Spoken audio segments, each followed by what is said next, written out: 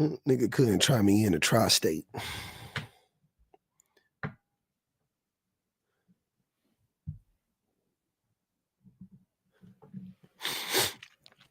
What up? What up? Morning.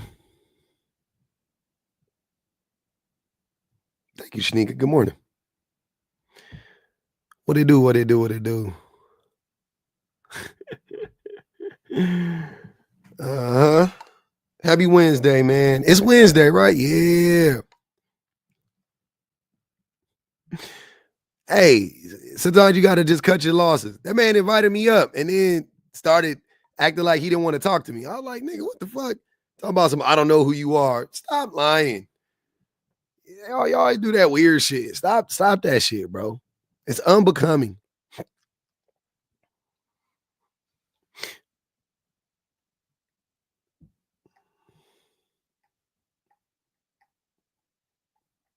What up? What up? Oh no, Beyonce ain't the woman baseline. But if she can't vet with all her resources, with all her infinite resources, if she can't vet a man, and she had a daddy in her life, and she had a mama in her life, and everybody helped her pick this nigga. All the shit they be saying, bring that man to your daddy. You don't think Jay-Z met Mr. Knowles? You don't think Jay-Z met Mr. Knowles beforehand? Mr. Knowles told her to marry that nigga. I'm convinced Beyonce heart was somewhere else. And Mr. Knowles was the one that was like, nah, you need to marry that nigga, Jay. I blame her daddy. Shit.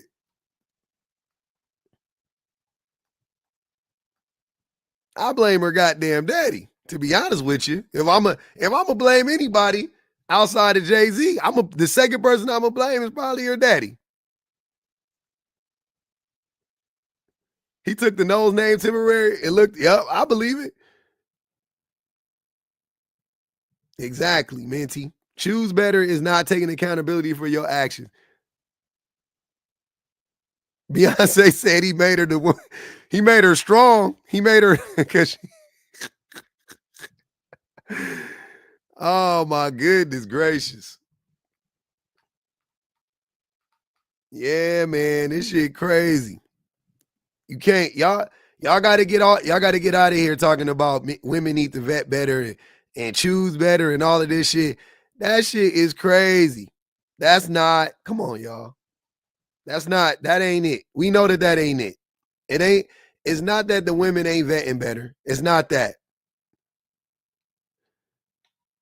It's not that the women aren't vetting better. The men are impossible to vet. Men are impossible to vet. It's impossible. It's impossible. What up, Suburban? What up, Miss Prince? Y'all, that's what I said when I was talking about we was talking about the 4B movement. You know who else is responsible for the 4B movement? Like what other group of men are responsible for the 4B movement? Of course, the trash ass men are responsible for the 4B movement, right? We know that. But it's also the men who tell the women, maybe they didn't even do that shit. Maybe they haven't even done that, right? But it's also the men who tell the women to vet better and to choose better.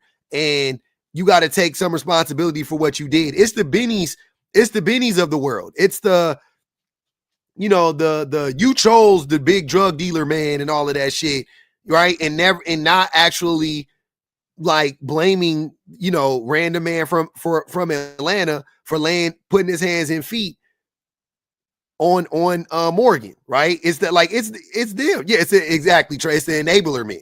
The enabler men are number 2 in line, right behind the actual abusers. You're next in line. It's it's the abusive men, and then it's the enabler men. And the enabler men represent like 80% of men or 90% of men, because not only like the enabler men also encompass the abuser men. You see what I'm saying? The abuser men also are a part of the enabler men, plus the men who may not actually be abusers, but then they are part of the enabler men, right? Like they're running cover for the enabler men. That's the thing. That's the thing. That's the thing about this shit that's really wild to me is how often men go around here talking about vet better, and men and all of this shit, right? Women, women's intuition. If I hear one more you dummies talk about women's intuition, how y'all screaming about women's intuition? What intuition do men have? Y'all, you got a nigga in your circle right now trying to fuck your girl behind your back. You got a nigga in your circle right now hating on you. You got a nigga in your circle right now that you work with telling everybody at work terrible shit about you so you don't get a promotion.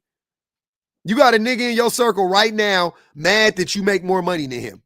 Mad that you got a girl and he don't. You got niggas in your circle right now. What are you talking about? Women's intuition. Fuck out of here. Women, the thing about women's intuition is y'all would have intuition too if you fucking paid attention. Y'all would have intuition as well if you paid attention, but y'all don't pay attention. You don't pay attention. So you don't have intuition. You get taken advantage of. You get put in dangerous situations.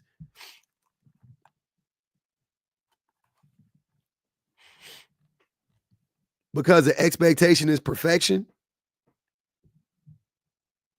I love that take, Coach J. Jones. I love that take.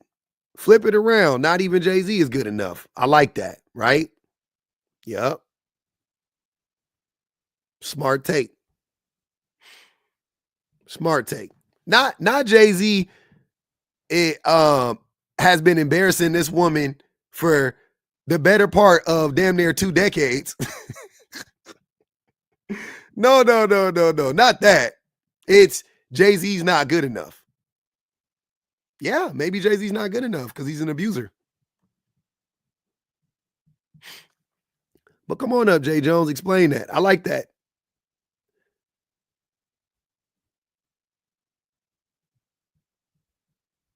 I like that take. I love that take.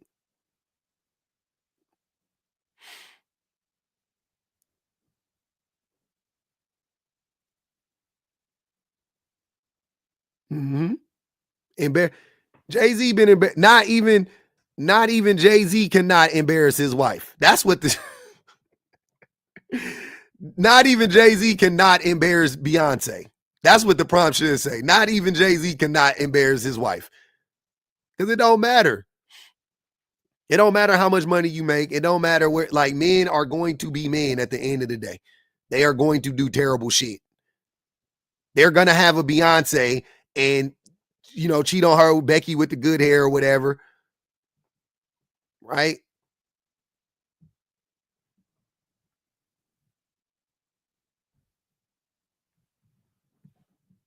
Solange needs to go on and Solange need to, y'all, we need to lock Jay-Z and Solange in an elevator for part 2.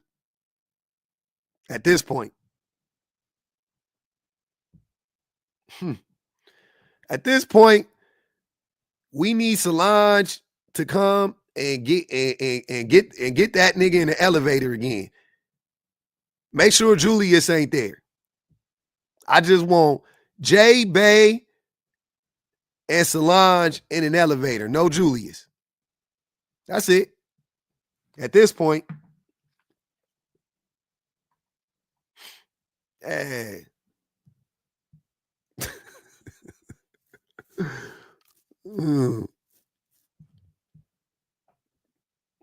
Yep. And his daughter went out there. She finally stopped looking like that nigga. She finally outgrew that nigga face. I was like, good for her. Good for you, Blue.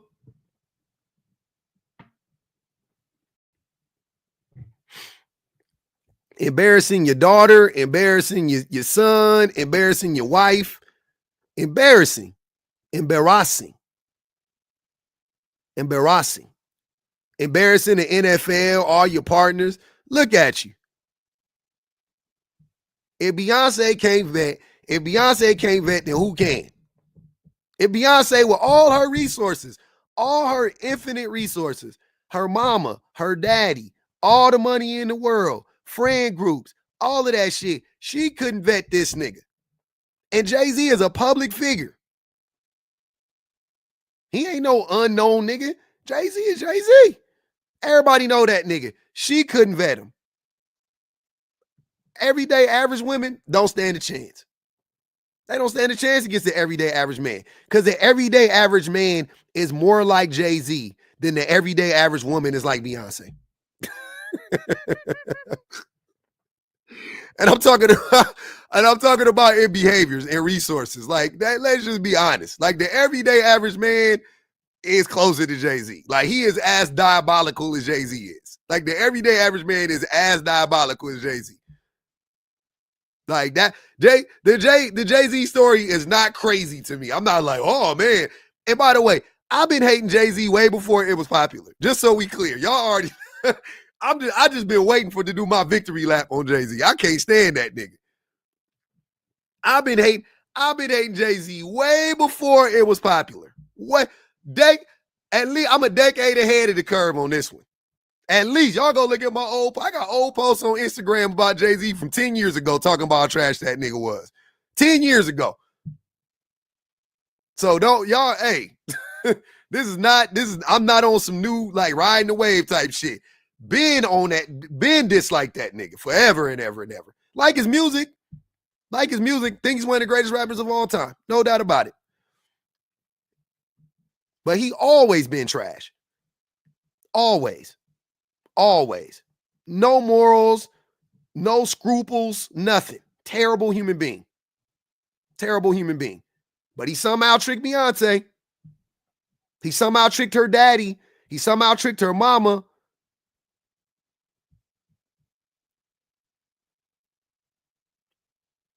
That's what I'm saying. If she was groomed, her daddy allowed it. That's what I'm trying to say. If she was groomed, her daddy allowed it. Ain't that what the men's be saying? Why don't you take him to your daddy? For what? For what? So he could gaslight you? Have you believing in this nigga even more than you should have? Like, what the fuck? That's crazy. That's what I'm saying. Bring a man to your daddy for what? Look, man, if every woman brought a man home to their daddy, all the daddy gonna do is make the man. Here's what I'm. Let me get my thoughts together real quick. Let me start it over. The easiest person to fool is a man. I want to be clear. The easiest person to trick is the man. As a man, I'm saying, if I wanted to date a woman, the easiest person for me to trick is her daddy. Like, I get that nigga easily. Buy that nigga some cigars. Get that nigga a Dallas Cowboys jersey. Watch football with that nigga. Never talk about anything deep, because men don't be talking about shit. Even the daddies don't never talk about nothing deep. Sit around with that nigga, drink some brews, fucking smoke some tweeds, go to the barbershop with the nigga, and don't snitch on him. When y'all go to Vegas and you see that nigga doing lines off a stripper's butt, don't go back home and report it to the mama. He'll love you forever and ever and ever. You be his favorite son-in-law. Easy. It's so easy. Now the mom, on the other hand, a little trickier. Little trickier.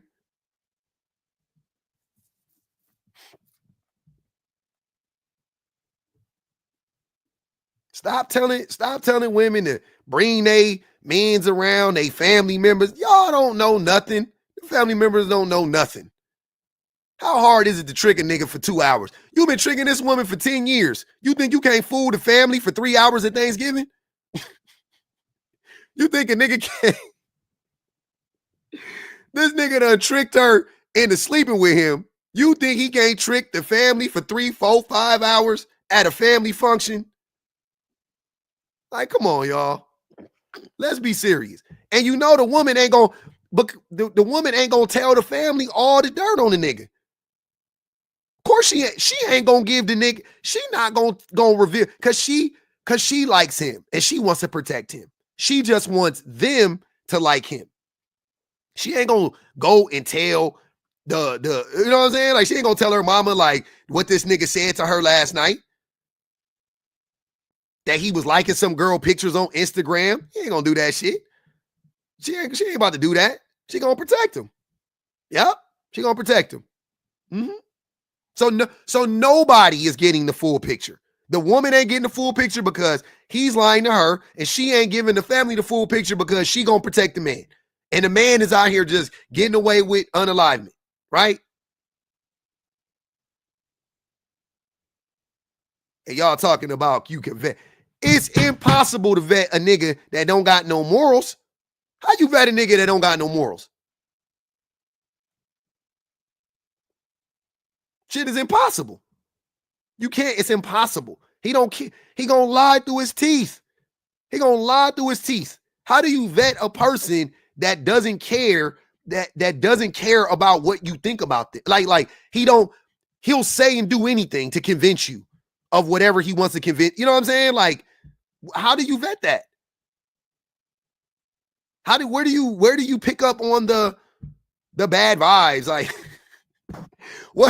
what rain dance do you need to do to see that shit for what it is?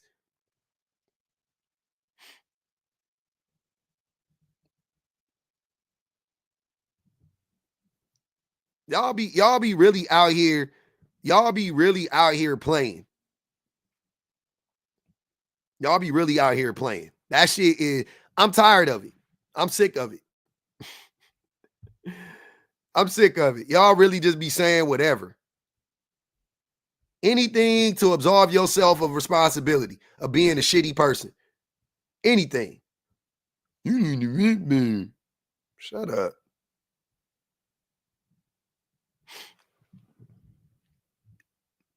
Uh-oh. They done flagged me. I got to start the live over. They flagged me, y'all. They flagged me on TikTok. I don't know why. I don't even know why. I might have to spin the block with a new prompt. I don't even know why at this point. Why are they flagging you, boy? What'd I do?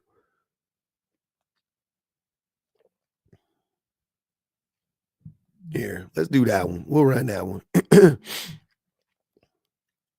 That was quick.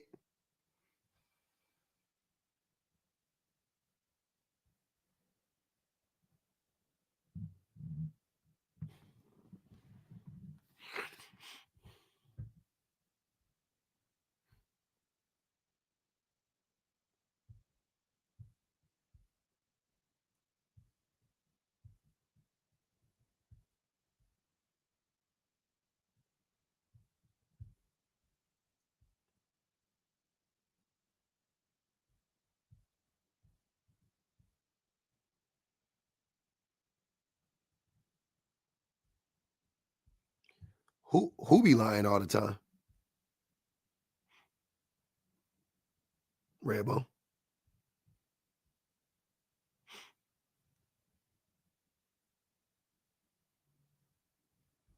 You can't talk about Beyonce. They get mad.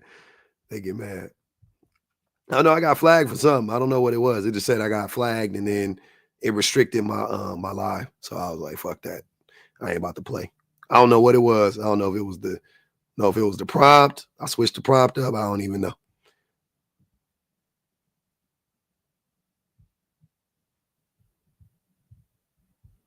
Redbone said, you be lying all the time. I don't know who be lying all the time.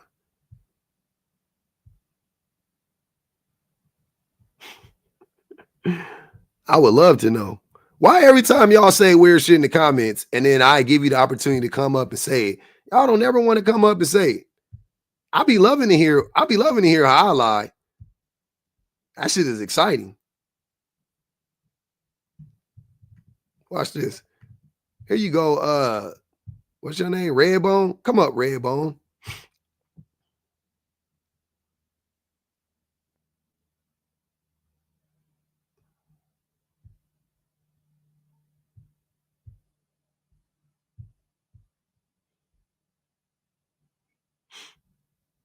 There goes the link, Redbone.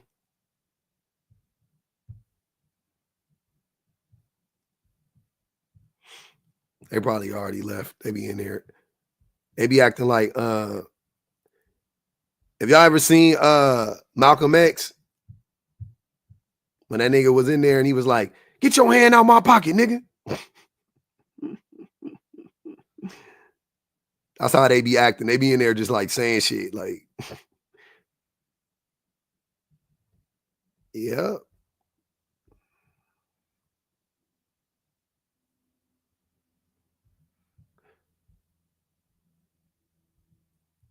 I know both songs verbatim, Marsha P. Ether and You Gotta Love It.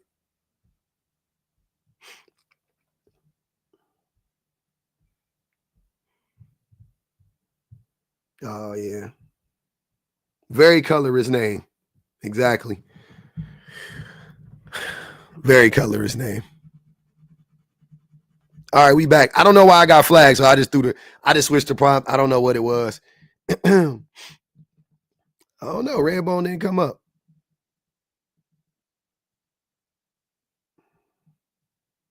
Oh, the Discord is shut down permanently. The Discord shut down permanently. I couldn't. I had too much on my plate. Too much on my plate. But hey, this is a good prompt too. So we gonna do it on this one. But the odds of being a better man are higher. Based on what logic? In what way?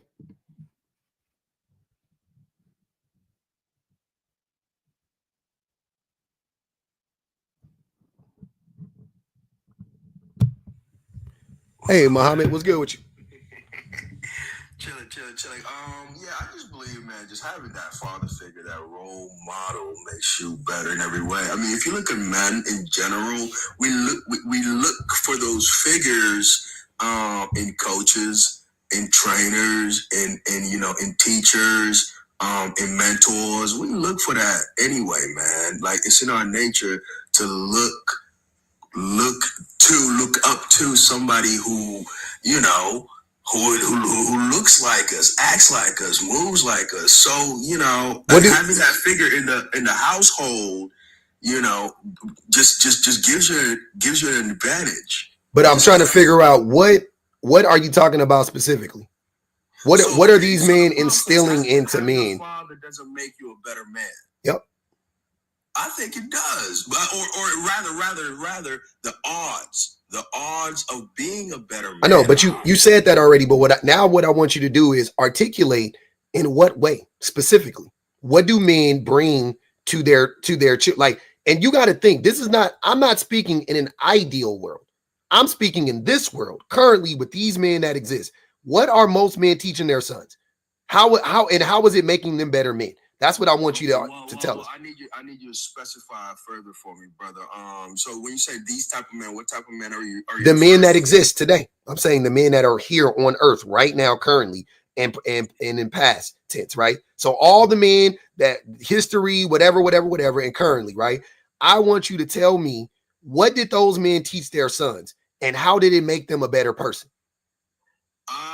That's not a specific question enough for me, because that's too general. That's too general, because I can't speak for all men in history ever. You know what I'm saying? I'm saying right now. I'm saying you can use historic. Hold on, Muhammad.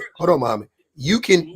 I was just giving you the option of using historical figures or currently. I would prefer you to speak currently about the men right now. So the men that exist right now, what are they actually teaching their sons? Right? What characteristics, what traits are they passing on to their sons? Sure. Confidence, leadership, manhood. That's vague. Both of those you would have to explain further. Confidence, okay. So you think men are giving their sons confidence? Okay. 100%, man. Self-esteem, the ability to push through difficult times. These are just things, man. Like I can speak for myself. These are things that my father has instilled in me, man. I can only speak from my personal experience. So your mother didn't teach you those things? Huh? Your mother didn't do those things? So now you about to lie. Now you about to lie on your mama. No. I'm not gonna lie. You definitely gonna lie on her because I can already tell you one thing I know for sure she did that your daddy could never do. What? Give birth. Okay, but how did that make me a better man? It made you a man. Like literally, it made you a person. But I'm saying, what I'm saying is I asked, you said that your mom gave you, that your dad gave you confidence and your dad taught you how to persevere and all that stuff. And I'm saying giving birth teaches perseverance. Like that, if I could point to any one thing in life, it would be giving birth. Like I'll be like, okay, that's like Jesus Christ, because I couldn't imagine doing that shit. And your mama did it. And you already about to get ready to lie on this woman so you could uplift your dad for the sake of this argument? Would you say the thing you about to say about your mama, the way you about to downplay your mama, would you do that to her face? Man, she know my dad did more. I'm asking. No, she don't. No, she don't. That's another lie. So I would want, look, whatever you say to us, you got to be able to say it to your mama's face. And I doubt you would say it to your mama's face. Man, she know my dad. Nah, you lying. You never told your mama this. I don't lie about anything. You lying right now. You never told your mama this. You never told your mom that my dad did more for me than you. You've never told her that ever in your fucking life. Now, why would I tell her that it caused friction? What do you mean it caused? But hold on. If it's the truth, something that I hold within innate.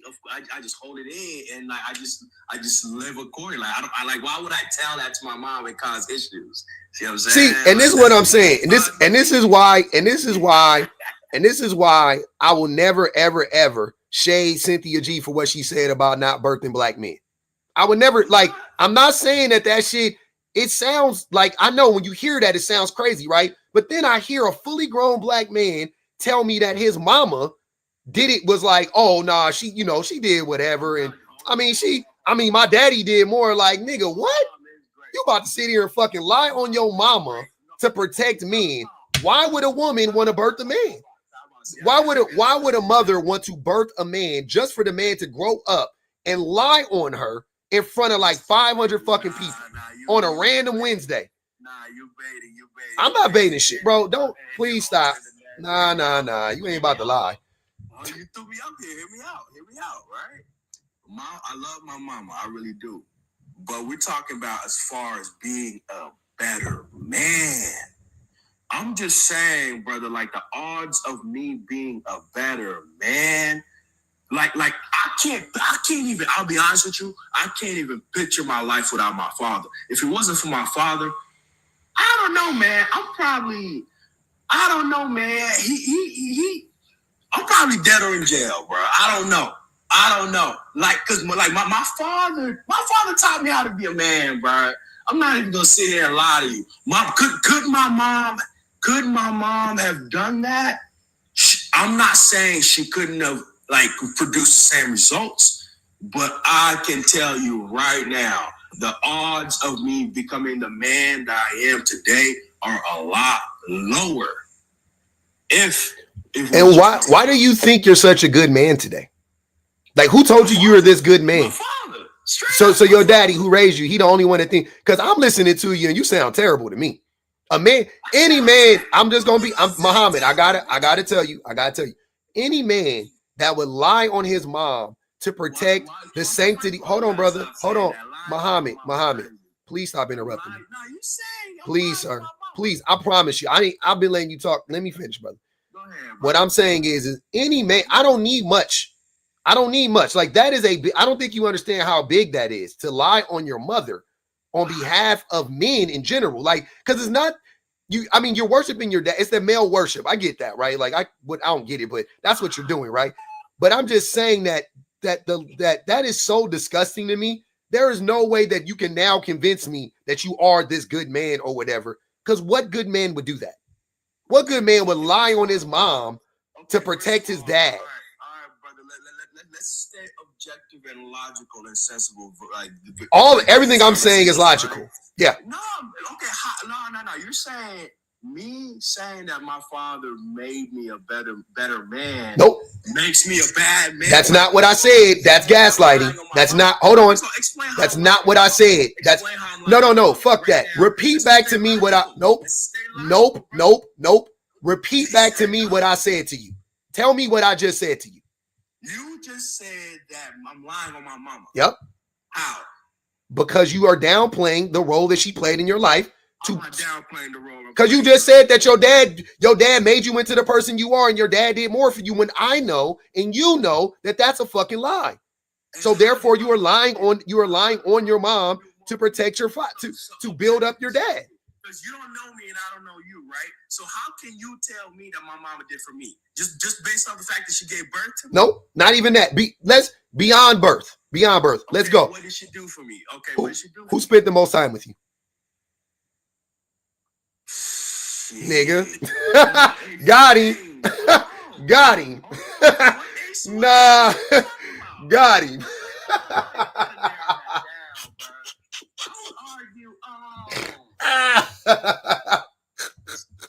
That's a difficult question. No, it's not. No, it's not. You just know. If it was your dad, Muhammad, I guarantee you. If it was your father, you would say, "Oh, my dad did." But since you know you can't say that because you know we all know that that's a fucking lie. Nah, it wasn't. Who worked more? My pops. Okay, so how did your dad spend just as much time with you as your mom did when your dad worked more than your mom? And when he got off work. It don't. But when he got off of work, your mama was still spending time with you. It wasn't like she just passed him off to you. So I was in school, obviously. So I wasn't kicking it with my mom. You know what I'm saying? My childhood, from like up to like 5, I guess I spent more time with my mama. I don't know, bro. Of course, younger. I'm not. Look, I'll make all the concessions and give you all the caveats you need. Right? I still know your mama spent more time with you. Still. I still know your mama cooked more meals for you. I know your mama bought more school clothes for you. I know your mama took you to more places than your daddy did. I know your mama talked to you more than your daddy did. 1,000%. So you telling me right now? My pops definitely talked to me. I didn't say. Oh, he talked to you more than your mama? 100%. Okay. 100%. Okay. 100%. That's what I'm saying, brother. It depends. I mean, you can break it down to like an individual basis. It can vary from family to family, from family unit to family unit. I'm just speaking from my personal experience, man. My pops talked to me, mentored me more than my mama did. You know what I'm saying? My mama, she was great, but she wasn't that great at communication. She wasn't that great at communication growing up. You know what I'm saying? Shit like that. But did you have siblings? I got 3 sisters. So you got 3 sisters? Yes, sir. Okay. That may also explain it too. So your mother was tasked with the role of taking care of 4 children. Okay. Right? Okay, that's fair. And then you're the boy. And so okay. I can see that. You know what I'm saying? It varies from like family unit to family unit, bro. But back to what I was saying, man. Okay, Mike Tyson. Let's talk about Mike Tyson real quick. Why? And you're like, where we going with this? Mike Tyson, his father wasn't in the picture, right? Guess who took him in and made him the man that he eventually became? Cus D'Amato. Without Cus D'Amato, Mike Tyson admits that he would have been a criminal. He was a criminal. In fact, right after Cus D'Amato died, he went to prison. Yeah, I mean he was a criminal. Having a male figure in the picture. Oh, wait. Okay, go ahead. Hold on, brother. For every one Cus and for every one Mike Tyson, there are 1 million boys that were led astray by a man. Give me an example. Every gang member. Okay, well, that's a whole different conversation. Why is that a whole? Wait. Nope, it's not. It's the same conversation. You just want to ignore it because you want to give men all the praise, but you don't want to. Sir, hold on. Time out, Muhammad. It is not this. It is literally the exact same discussion, right? So if you're gonna sit here and say, "Oh, well, Cus made Mike into the man," how many Mike Tysons are there? 0. 1. I mean, it's 1 Mike Tyson, no other Mike Tyson, right? Cool. You could give that, you could praise him and say the man made him into the man and the man and the man. Cool. I'll give you that. Because Mike was abandoned by not only his mom, but his father as well. Right? I'm not about to prove your point because I already blew your point up.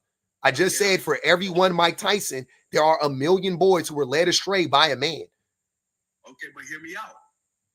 Those young men are going out their way to look for those father figures in the streets because they ain't got it at home. That is caused by misogyny.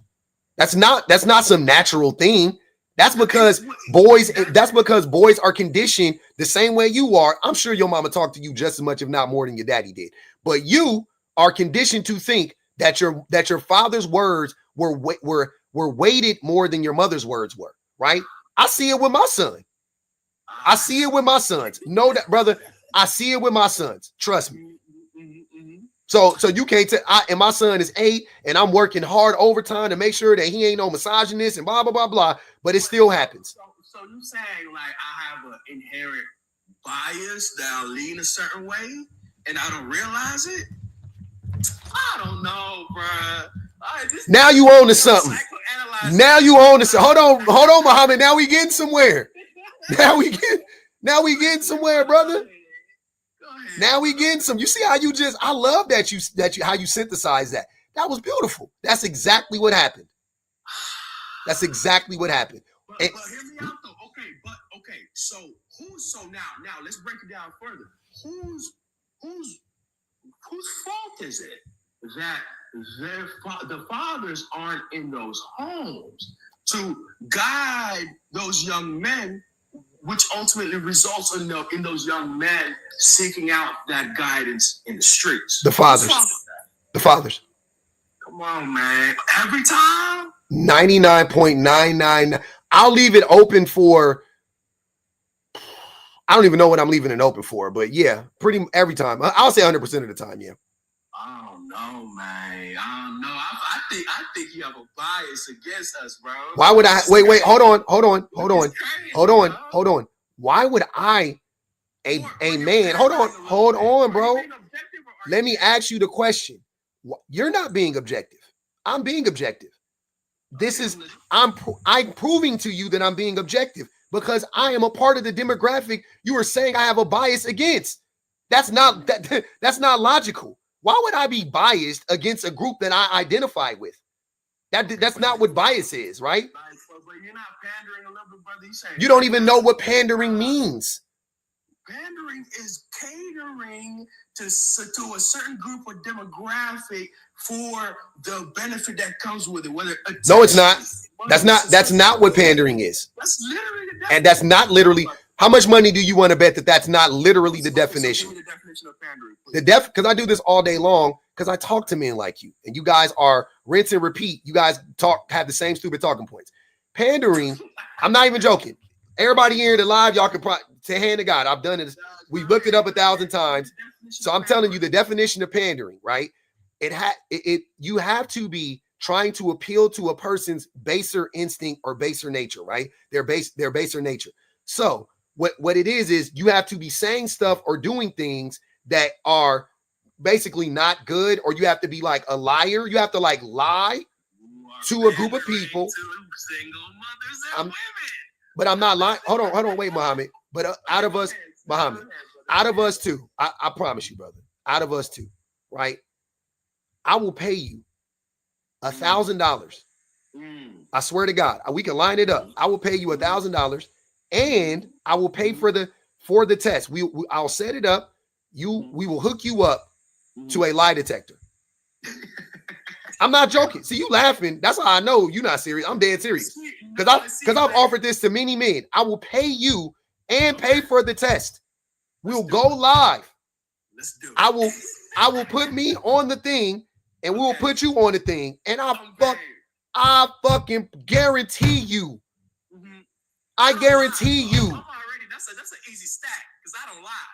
You lying right now, nigga. I'm not lying. You've been lying this whole time. How? Break it down for me. What I lied about. I've already told. Then you want to ask me again? I already told you how you lied. Because you haven't told me what I lied about. You lied on your mama. That's how we got here. You started off by lying on your mama. Brother, I'm just telling you about my personal experience as far as my family is concerned. But let's go. But no. Let's go back to this point though. You're deflecting a little bit. I'm not deflecting at all.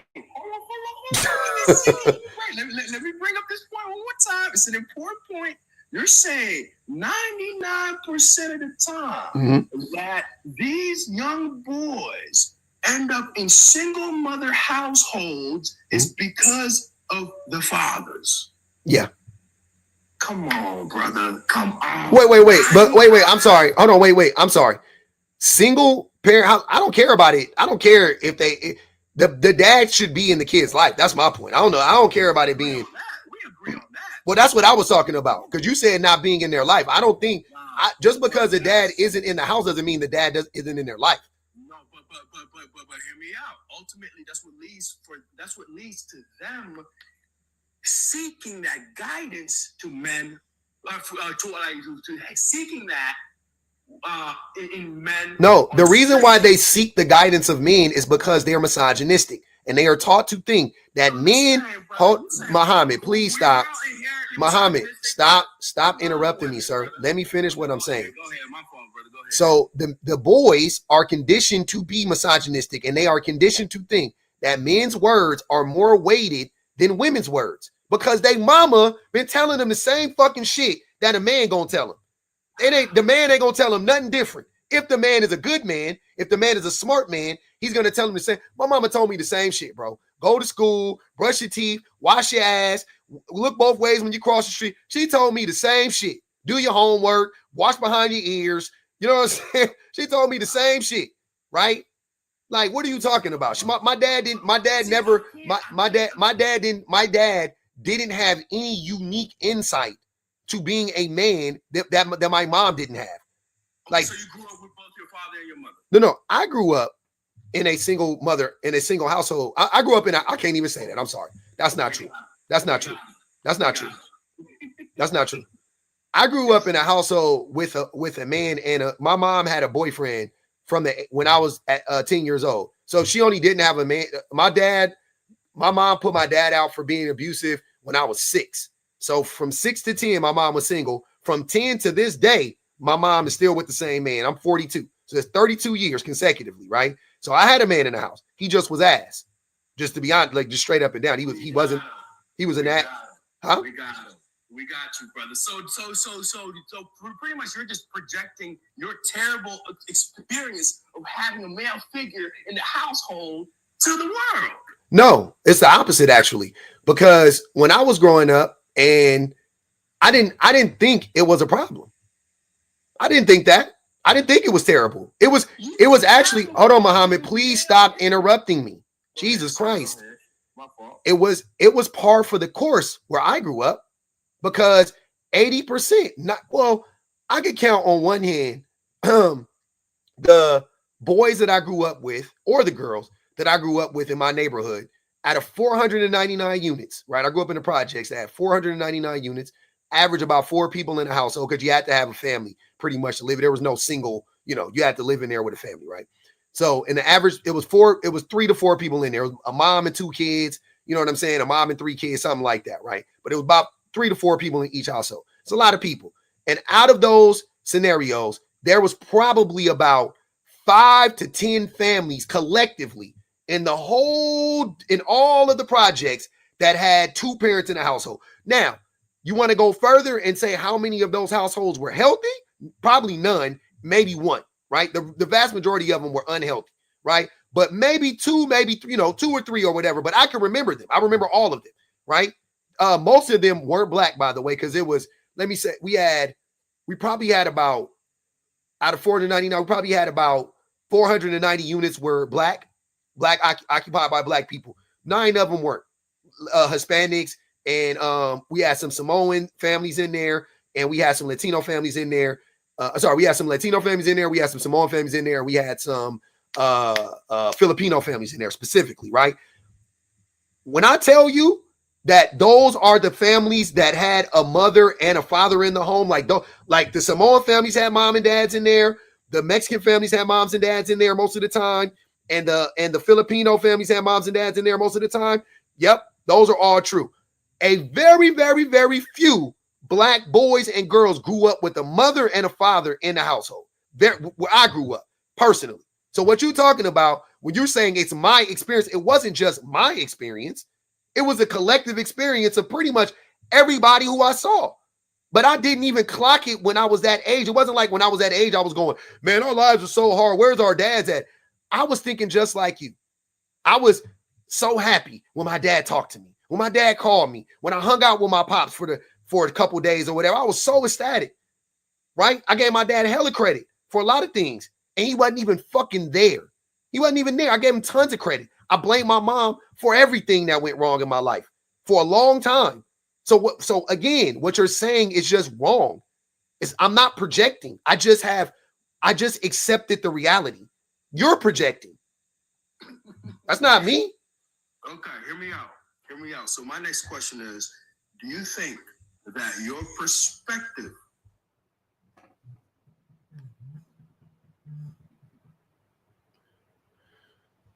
Hello?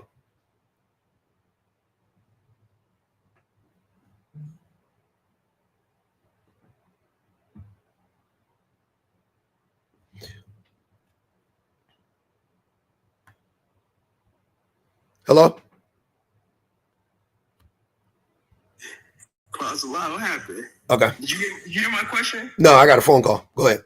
Okay. So my question was, do you think that your perspective regarding this prompt and fathers and male figures altogether would be different if you had a different experience or a better experience with your father and your male role models? No. And the reason why is, and let me preface that by saying, if I, because I still would be misogynistic, and the way that I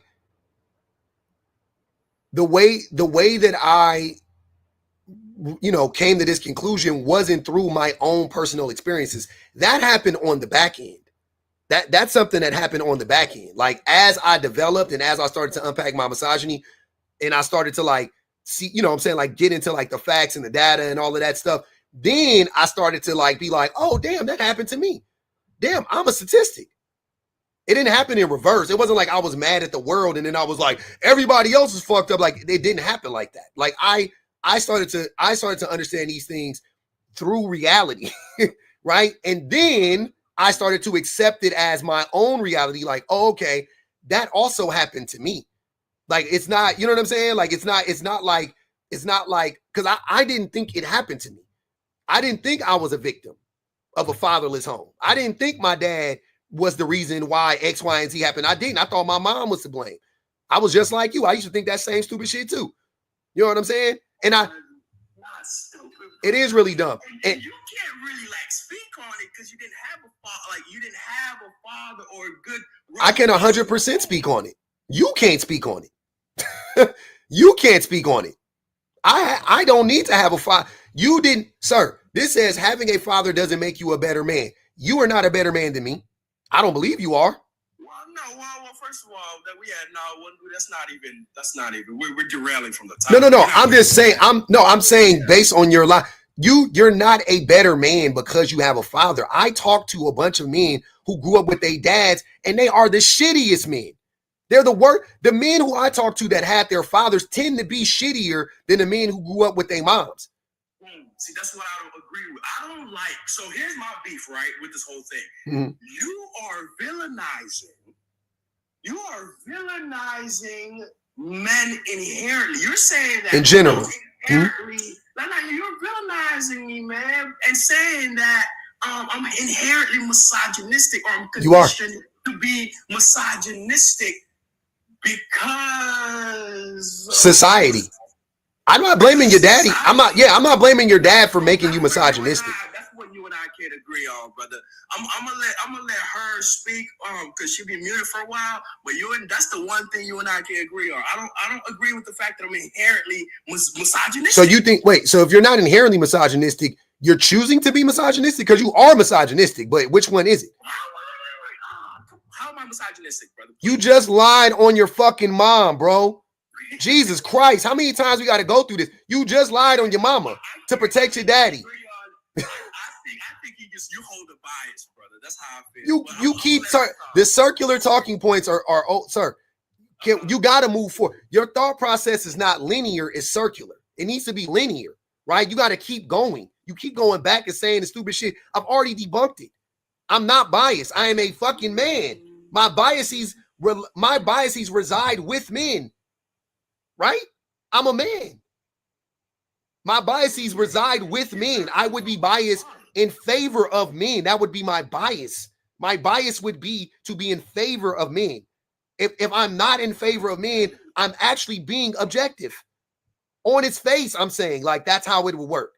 I'm a man, and you're saying that the things I'm saying are wrong and they're rooted in my biases. Where did I get these biases from? Because I wasn't taught them growing up. I was taught the same shit you saying. You had a single mom. Yep. And you did not have you didn't have a positive male. And I blame mama. See, you're not listening. You're not. Hold on, Muhammad. You're not listening. You're not. Did you not hear the part when I told you that I blamed my mom? Once again, that's my bias. My bias was to never put any blame on my father and blame my mom for everything. That's the bias. What are you not understanding? Now I hear what you're saying. Okay. So now you're saying that you blame your father. Now I blame my dad for what he did and what he didn't do. Not for everything. I still hold my mom accountable for the shit that she did or could have done better. No doubt about it.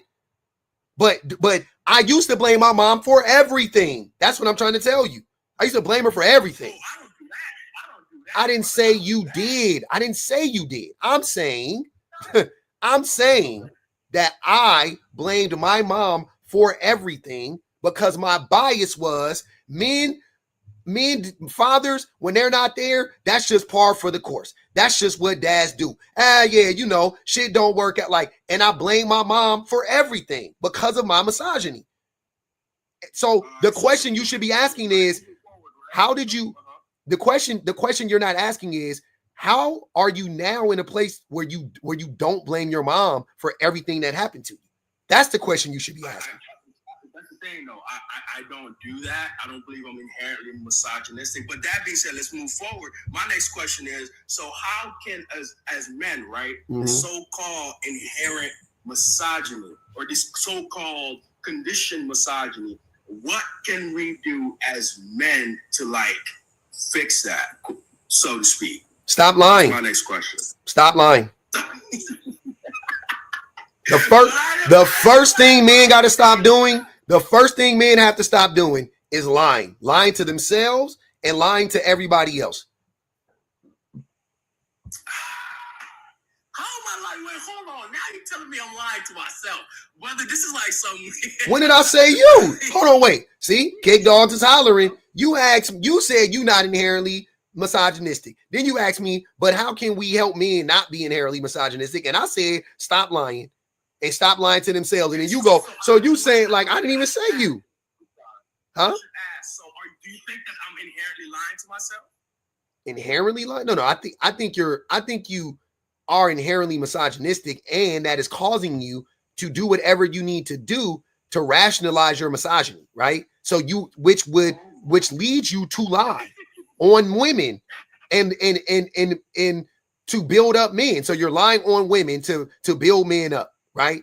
That's what you're doing. The whole premise of, fathers lead to better outcomes for men.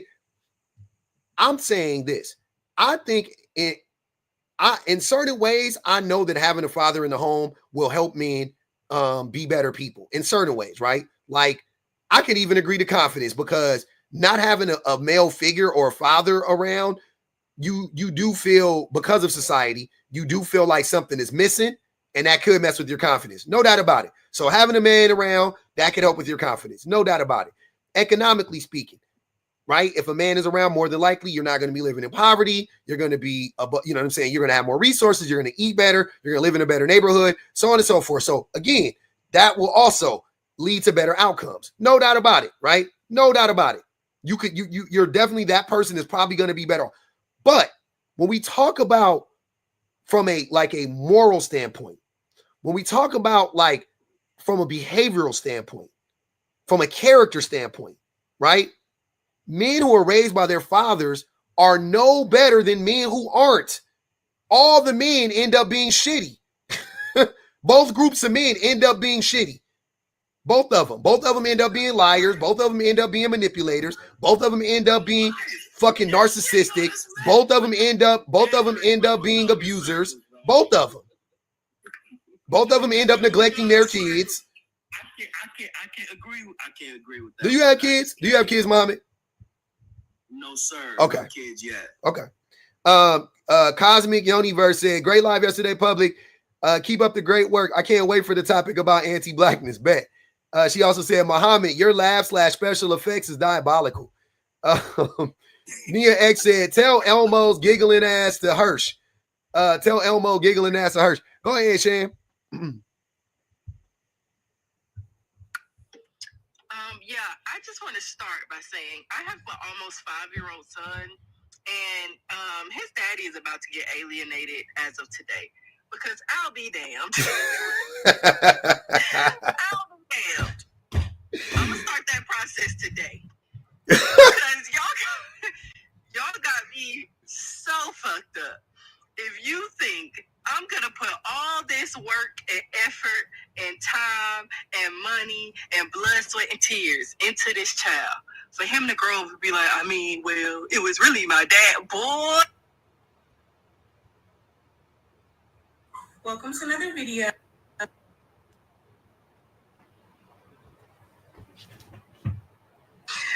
This whole conversation is just okay. As a woman that has dated men, what he's saying is absolutely accurate. I think a lot of men who grew up with their dads, because I've dated, most of the men that I've dated had fathers, grew up with their fathers. Y'all be thinking that y'all are so superior and so much better than everybody else simply because a man had a hand in raising you, and y'all do be worse.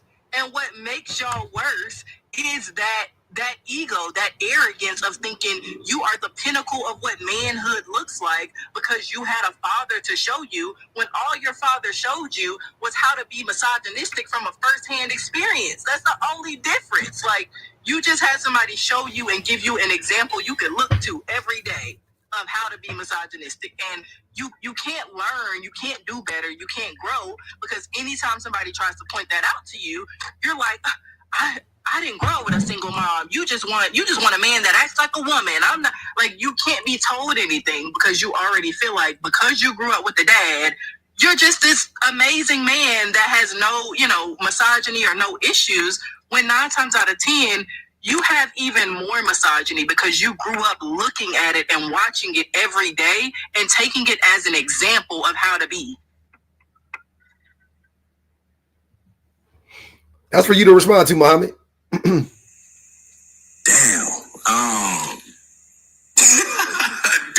man. I feel like I'm being ganged up on. I feel like I'm being. See, that's why I like bringing a lot of people. I don't want to gang up on you, brother. We not. I wasn't even talking about you. I was talking about in general. I wasn't talking about you. In all seriousness, I don't like the idea of me being. I feel like y'all just saying I'm conditioned to be misogynistic. You are. God. But why is that? What do you think society? Okay. Do you think that society inherently teaches white people to be racist? To a certain extent, absolutely. Just because of how come on, like we all know how this nation is structured. Absolutely. Okay. To a certain extent, yes. Okay. And in racism, is there not a hierarchy? Yes. There's a hierarchy, right? Like whiteness is the pinnacle, and then blackness is the bottom, right? That's basically what it is. That's how it's been historically structured. Okay, yes. Cool. Do you know what misogyny is? Do you know what the patriarchy is? You're telling me, boom. So you're telling me misogynistic definition, hate for, like, you have a hate for women, or disdain. There's so don't yeah. This a disdain, an indifference, like this word you could put in there, but it's an implicit bias. It's a bias that you have, and you have a negative view of women. Like, don't think about it. So, like, that's the thing with definitions where people, you're taking one word and you're like, I don't hate women. Like, okay, you don't hate women. Cool. But you think women are dumb. You think women aren't as good. And I'm not saying this. I'm just saying this is, hold on, sir. Hold on, sir. This is not about you specifically. I'm saying for the men, this is how misogyny works. You think that men are better at raising boys. That's misogynistic. Why? Wait, say that one more time. You think that men are inherently better at raising boys. Why? Man, because, okay, I'll give you a perfect analogy. That's gender essentialism. Like, why are men better at raising boys? It doesn't make any sense. Hold on. Let me lay my point real quick. Okay. So, okay, when you go to medical school, you become a doctor, right? You have the option of specializing in different, like, specialties, right? You can be a pulmonologist, you can be a cardiologist, you can be a orthopedic surgeon, you can be a neurologist. They're all doctors, but a cardiologist or cardiology attending can teach a cardiologist fellow to be a better cardiologist than an orthopedic surgeon can. You using doctors in this analogy is crazy because those are.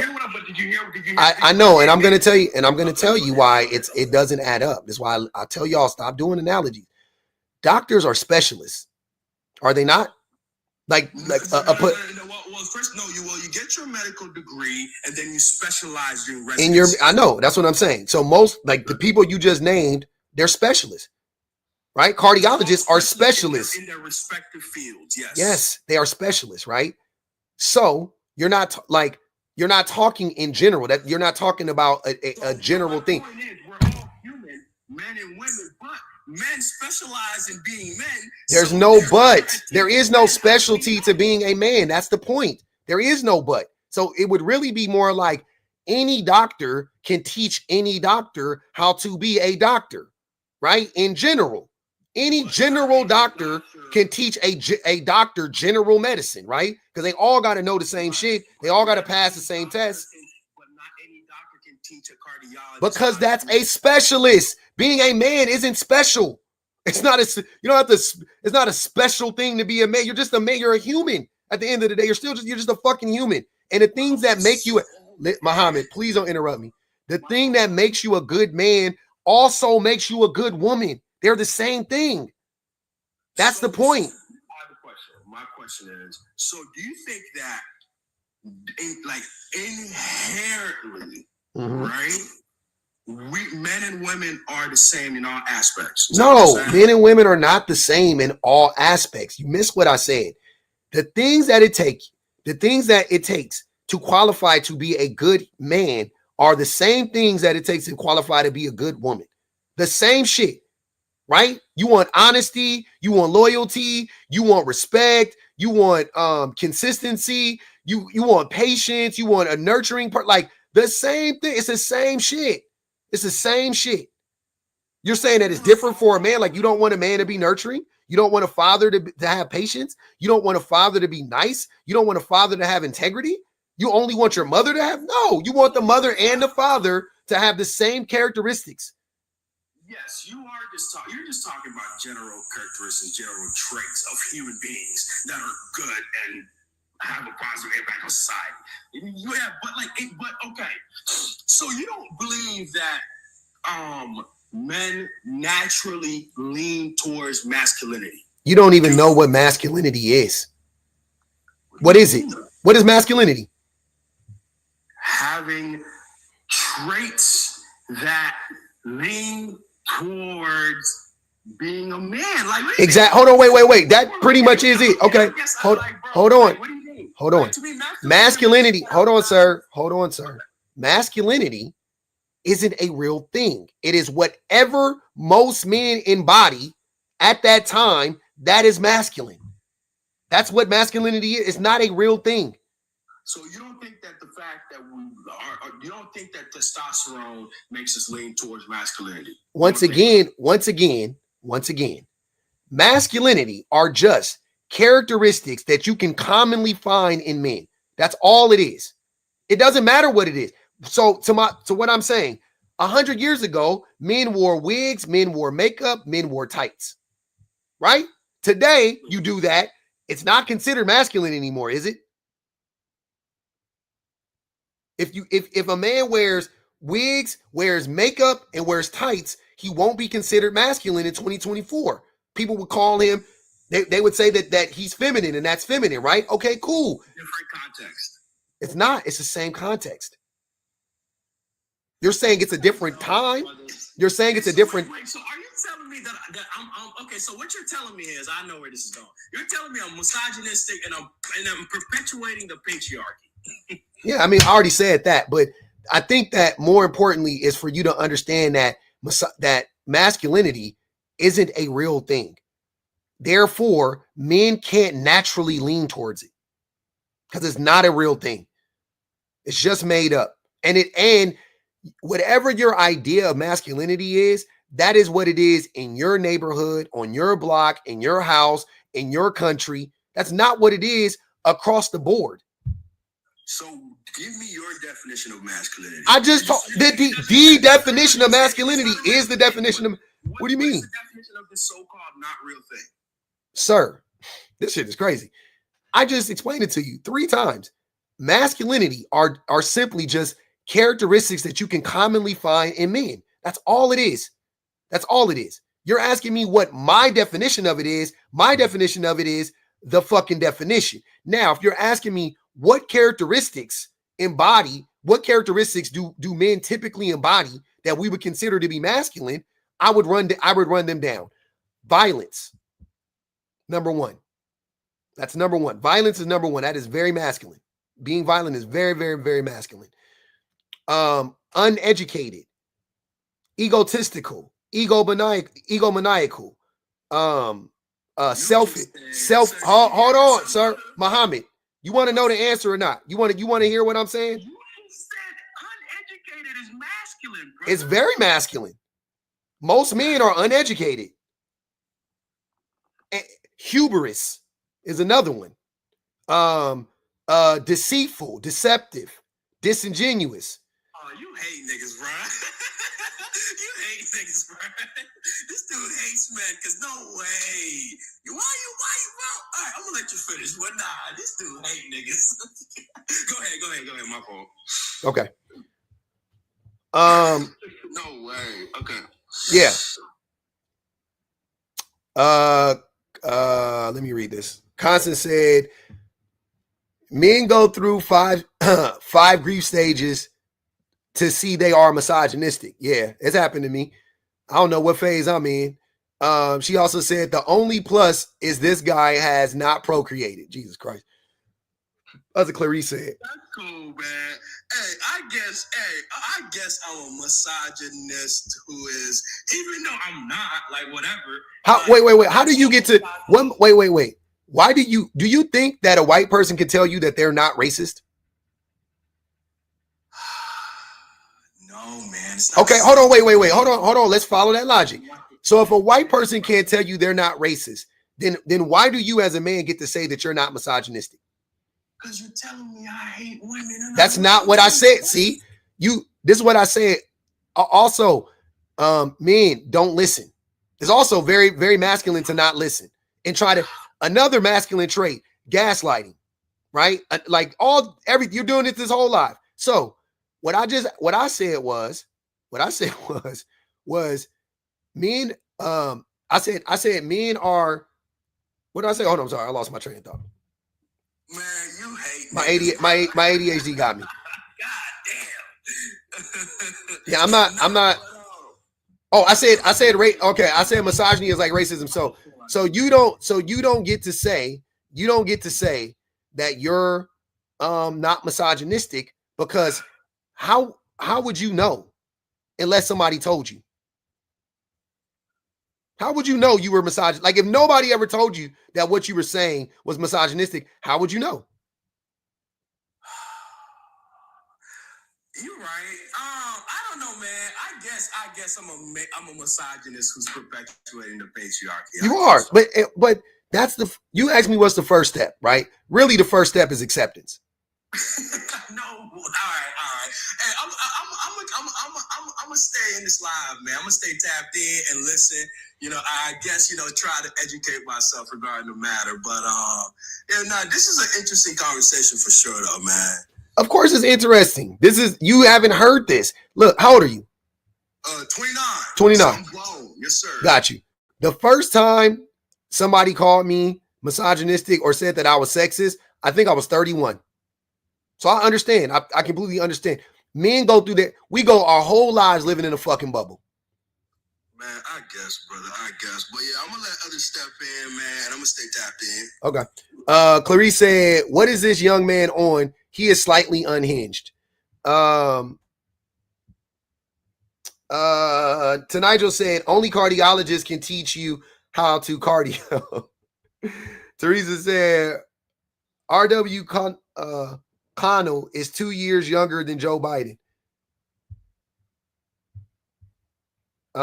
Reese Skyler said, fathers just want to pass down misogyny and the performance of masculinity. Fathers don't teach integrity. They enforce conformity. Drop him. Damn, that was a bar. What up, BBG? Yeah, he not gonna stay and listen. That misogyny is not gonna let him stay and listen. That's one thing about it for sure. That's what it does. That is what it does. And honestly, it does. It proves your prompts. Like that having a dad in the house really only allows for you to learn how to further your misogyny. And I think that's the sad part is like for a lot of boys and men. And it's not that it has to be this way. That's the weirdest part. It does not have to be that way. Like you can be the kind of dad who is involved in your son's upbringing where you teach them how to be anti-misogynistic. You can teach them the opposite way. But a lot of men choose not to, for one, because they scared of men. We've already well established that they don't want their sons subject to whatever pain and devastation might be at the hands of not fitting in with the guys. So they would rather teach their sons how to further be misogynistic because they know that that'll make them a target. But for most men, trying to understand how you're being misogynistic is almost like being in a car crash. Like for a lot of them, because of the fact that they haven't, just like you said, it took you, God even knows how long, I can't remember the age, but it took a long time for somebody to actually let you know, like, hey, do you know that you're a misogynist? Like that's a wake-up call. That's a huge, huge thing. And for a lot of men, they don't want to confront that because if they start to see women as human beings, they have to shift their entire perspective on life. They have to change just about everything that they do on a day-to-day basis. And they have to shift how it is they look at women. And the crazy part is like, he could know this. The guy who was up here, he could know this because he works in medicine. Because of the fact that if you work in medicine, you should be well aware of how those biases show up in medicine. Like, and it's not a matter of like, oh, well, some women, some of the time don't get what they need. Most women, most of the time don't get what they need because of the fact that medicine is biased. Journaling in medicine is biased. The information that is collected, the data, the research is biased, like inherently.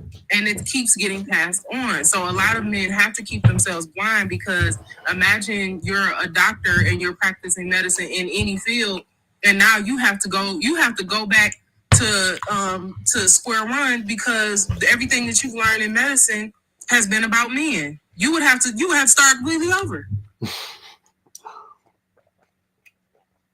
Yeah, he probably does think his women patients are being dramatic. I pray that maybe he doesn't have any. That's unlikely, but. Clarice said, misogyny is an RFK brainworm at this point.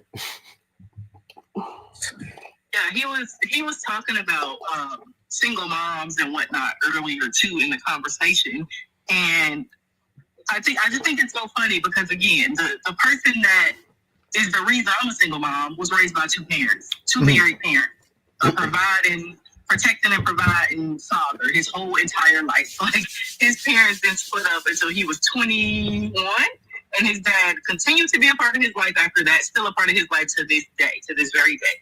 And for some of the same reasons that he was displaying. When I had the conversation with him about his misogyny, he had a similar response, and I said, "That'll do it. That'll do it." So it's crazy for y'all to be thinking that just because you grow up with a man in the house, that's automatic. And his dad is not a horrible person. He was a working man, just a regular man. He was an average, everyday man.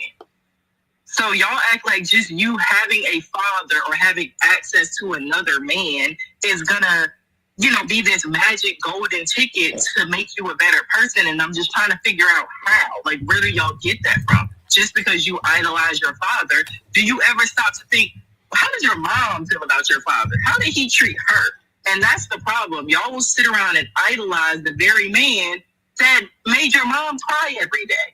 But you don't, oh, he's not a misogynist because he was there. He raised me. He threw the football with me. He threw the baseball. He also cheated on your mom constantly. He also never validated her. How many times did you hear your dad compliment your mother? How many times did you see him step in when she looked like she was struggling and needed help around the house? How many times did you see him validate her in any way? How many times you see him make a meal for her? Because apparently that's the thing. Men ain't never cook for their women. I was like, damn, my cousin was telling me that shit the other day. He was like, man, I asked all the women at my job. My cousin told me the other day, he was like, man, he was like, when you first started doing this, I thought you just like, was, you know, you just found your lane or whatever. He was like, but then one day we had a conversation and I was like, ain't no way, P right. And he said he went to his job and he worked with like a few women or whatever. And he started asking him stuff. And like he said literally like everything that I was telling him, all the women were like, no, yeah. But he didn't say like my cousin told, you know what I mean? He was just asking himself, like, he like asked the women like, hey, how often does your husband like help you with the housework? And it was like, never. How often does your man has never cooked for you? Never. He's never cooked for me. How often does your boyfriend? My boyfriend's never cooked for me. And my cousin, like, because my cousin does all that stuff. He was like, what the fuck? And I was like, yeah, nigga, like, like I'm trying to tell you, like the women been telling you this shit forever. All you gotta do is listen. I'm sure you've heard that from a woman. You just disregarded it, right? Because a woman told you, oh, these women crazy and they lying and da da da da. But it's funny because the same person will believe his homie who is getting divorced. He'll believe his homie telling him how the court system all fucked up and it favors the women, all of that. He'll believe that shit. He'll believe that shit, right? Hook, line, and sinker, he'll buy that. But it took a nigga 40 years for him to realize that, nah, a lot of men don't be doing shit for their women. Like, it took, like, wow, look at that. Who would have thought, right? Like, yeah, nigga, that's what I've been trying to tell you. Shit is crazy. And they think that when we talk about the things that men do, that it's some of the men, some of the time, and some of the places. And it's not literally all of the men, all of the time, and all of the places. Like, that's what that is. And there are a very, very small few of us who have access to, you know, partnerships with people who just see them as human beings. And like the crazy part is, anytime that's why they call it being woke, you know, and it's such a laughable term, but it stands true. Once your eyes have been opened up to how these things work, you can't unsee it. And not only can you not unsee it, you start to see it everywhere. Yep. Like, you start to see it in the most unlikely places. Like, you'll watch movies and you'll be like, hey, this is a cute little rom-com. Who wrote this? You look at the credits and you're like, oh, wait a minute. All the writers is men. Then you go and you look at, okay, well, who edited? Oh, this is all men. Who came up with the concept? It's executive produced by men. It's directed by men. But the cast is all women. Oh, okay. Well, let me Google, like, okay, who has the most lines in the movie? Men. In a film that's centered around women. Like, these things happen everywhere all the time. And especially, like you said, in relationships, if you start to talk to your homeboys, my poor husband... It feels like every day he come home, he be like, hey, you was not lying. Like, now that I'm learning these things from you, niggas really be out here just doing anything to their wives and their girlfriends, and they don't care. Like, they don't consider at all how it makes them feel. Like, he had one example of his friend's wife was telling him, like, hey, I want you to come home more. And he said, I'm talking to him. I'm like, well, man, you know, what is he was on the phone. His friend was on the phone with his wife, and he got off the phone and he was like, man, she always tripping. And he was like, what's wrong? And he was like, she want me to come home more. And he was like, bruh, what do you mean? And he was like, it's like she always want me at home, like, all the time. I can't be all up under her all the time.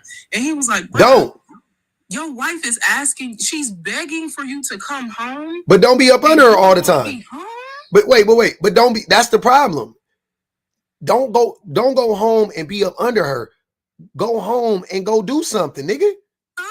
Go home and clean up. Go home and move around. Then you won't be up under all the fucking time. Like you could be in the house. It's funny because I tell him all the time, like, I used to have to tell him all the time, like, if I'm arguing with you, because my husband is a musician and he's very much a busybody.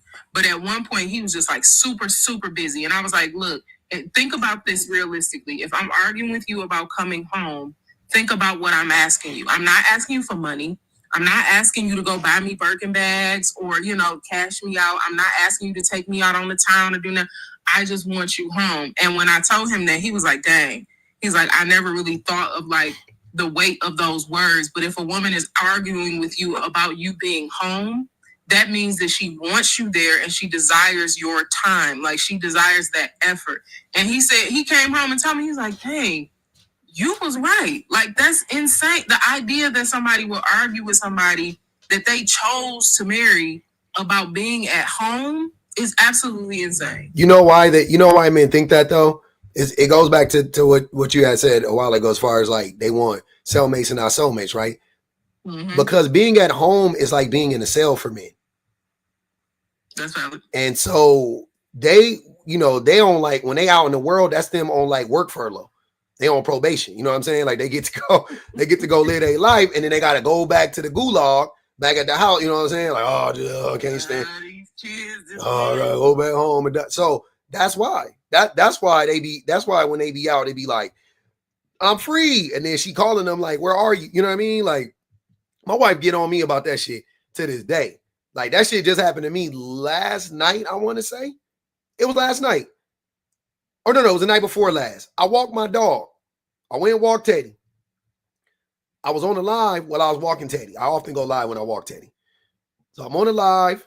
I got back to the house, but I wasn't done on the live. And I don't like to be in my house. You know what I'm saying? I be too loud. So I don't like to, when my family is home, I don't want to like be on my phone, like being rude, talking while my son was watching TV. So I stayed outside. Like I let my dog in. I stayed outside.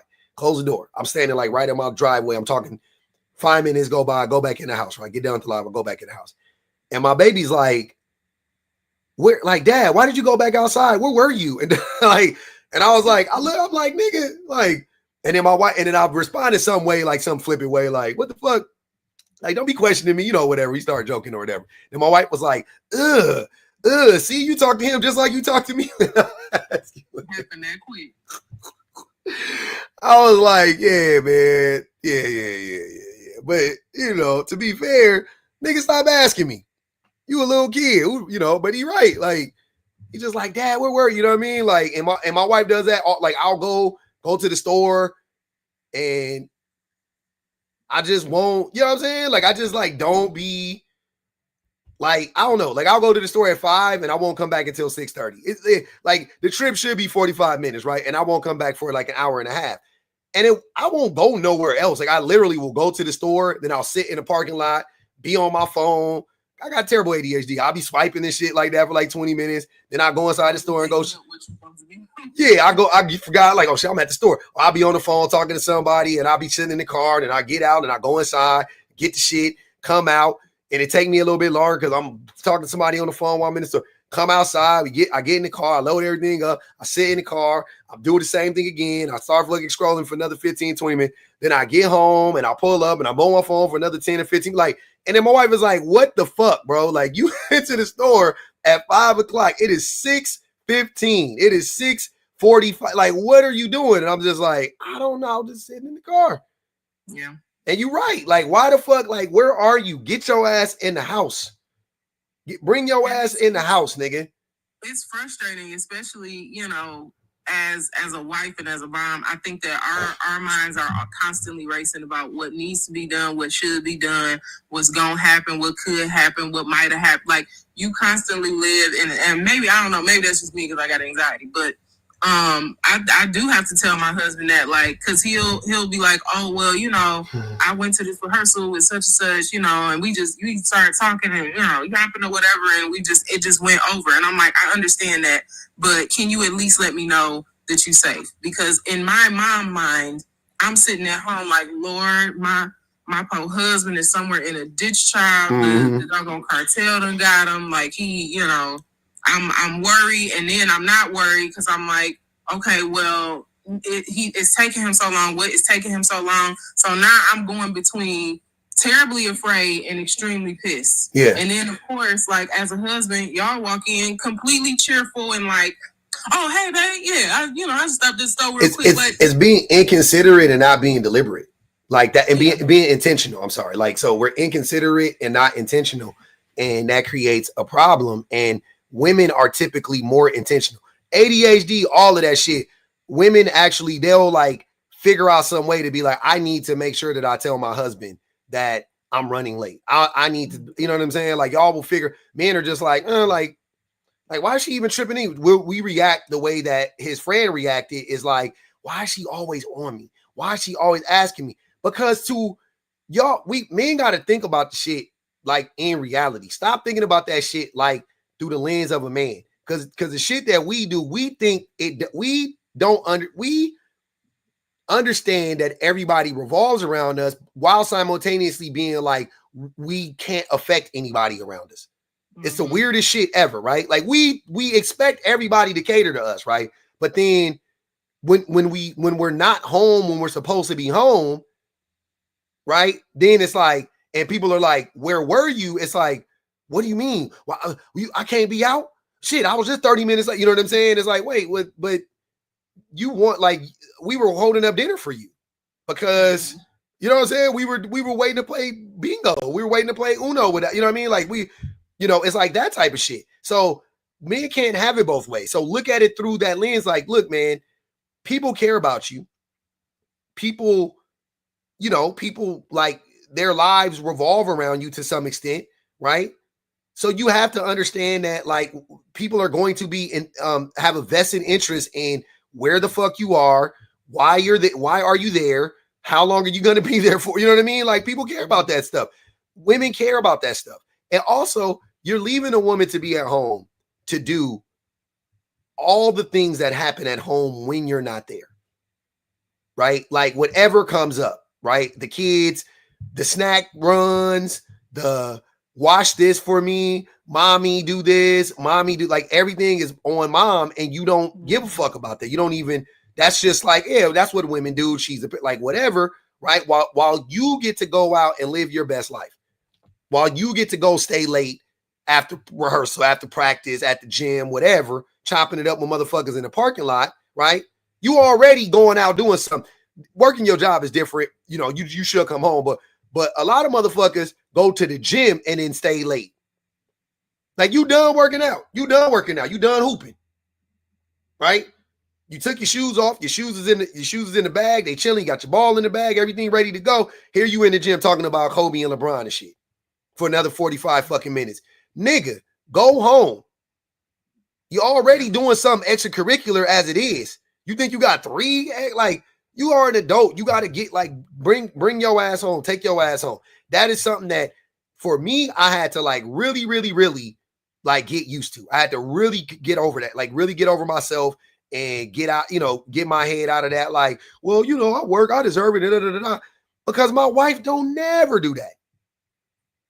My wife hardly ever goes anywhere. I encourage her to go, by the way. I'd be wanting her to go places. I love, you know what I mean? Like, I think it's good for her. But she doesn't, though. She has to do too much shit. She always got something to do at home. You know what I mean? She got to come home to do this and do that and make sure this is done and make sure that is done. She always got something to do at home. So she don't be, and she likes it at home, right? Like, her home isn't a prison to her. But for too many men, it is, man. And that's the switch we got to flip to what TBA was saying to his friend, though. It's like, nigga, you got a woman that wants you in the house. You got a whole woman that wants you in the house and you want to sit here with me and talk to me.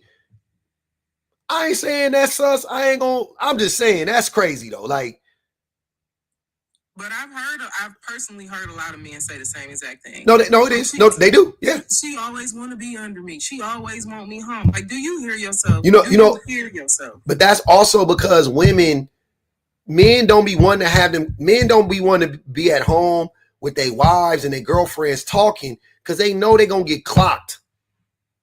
That's valid.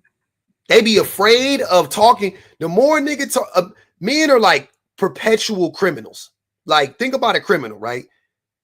Men are like perpetually up to something. Just think about it that way.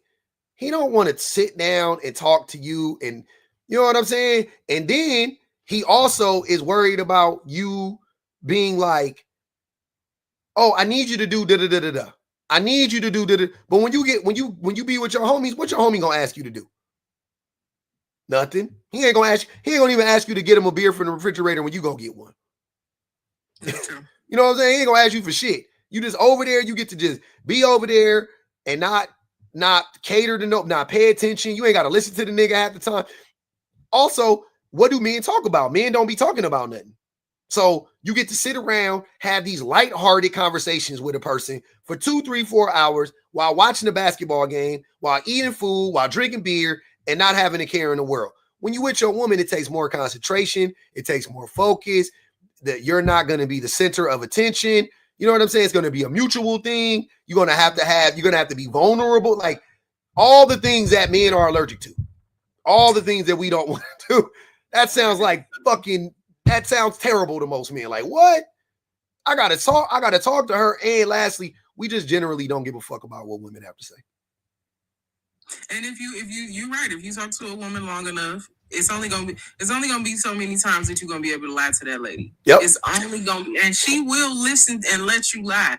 She will listen and let you lie. The best part about like having dudes as homeboys is listening to the outrageous lies that they are willing to tell, especially if they in a relationship. I have listened to men tell me stuff, and I'm like, and I will sit, and I won't say a word. And I'm like, that doesn't make sense. Mm-hmm. Nothing about that makes sense. And they're like, yeah, because you know, she all she want to do is go out all the time and throw it open for these random niggas and do this and do that. And I just be trying to be at home with her, and I go with her and I stay and blah, blah, blah. But then, you know, I got to leave and I got to do my own thing because that's what and I'll be sitting there like, none of this sounds accurate. It sounds like all these niggas that come up on these panels.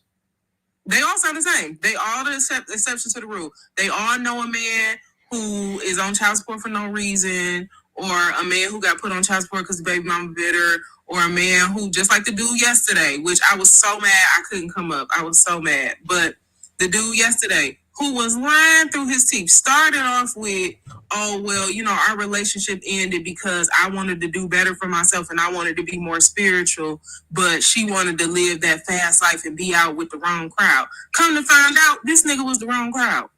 Don't call him that. He wasn't a nigga. He wasn't? Mm-mm. Now that's a plot twist. Oh, you wasn't here? I heard very vaguely that part. I was like cleaning up when I was listening. Okay. So I heard y'all say that he might not be. Oh, he wasn't. To me, he confirmed it. I use the word. I use the term very. I know. I'm just playing with you. No, he confirmed it though. You know. Yeah, I call everybody nigga. No, he was a white version. But, he was a white man. But for sure, he was lying. He was lying. He sure was lying. He was lying like a black man though. He was telling black lies. That's the thing that I was getting. I was like, these is black lies. Cause they was smooth. That's what really cracked me up. Is that because I heard y'all say that, and I was like, I don't know. I ain't hear the whole thing, so I can't say if that man is a white man or not. But I was like, he real smooth with it though. Like it just rolled right off the tongue. And I'm like, he sound like some niggas I know that like. He sound just like some niggas I know. He's been at the cookout listening to how they lie.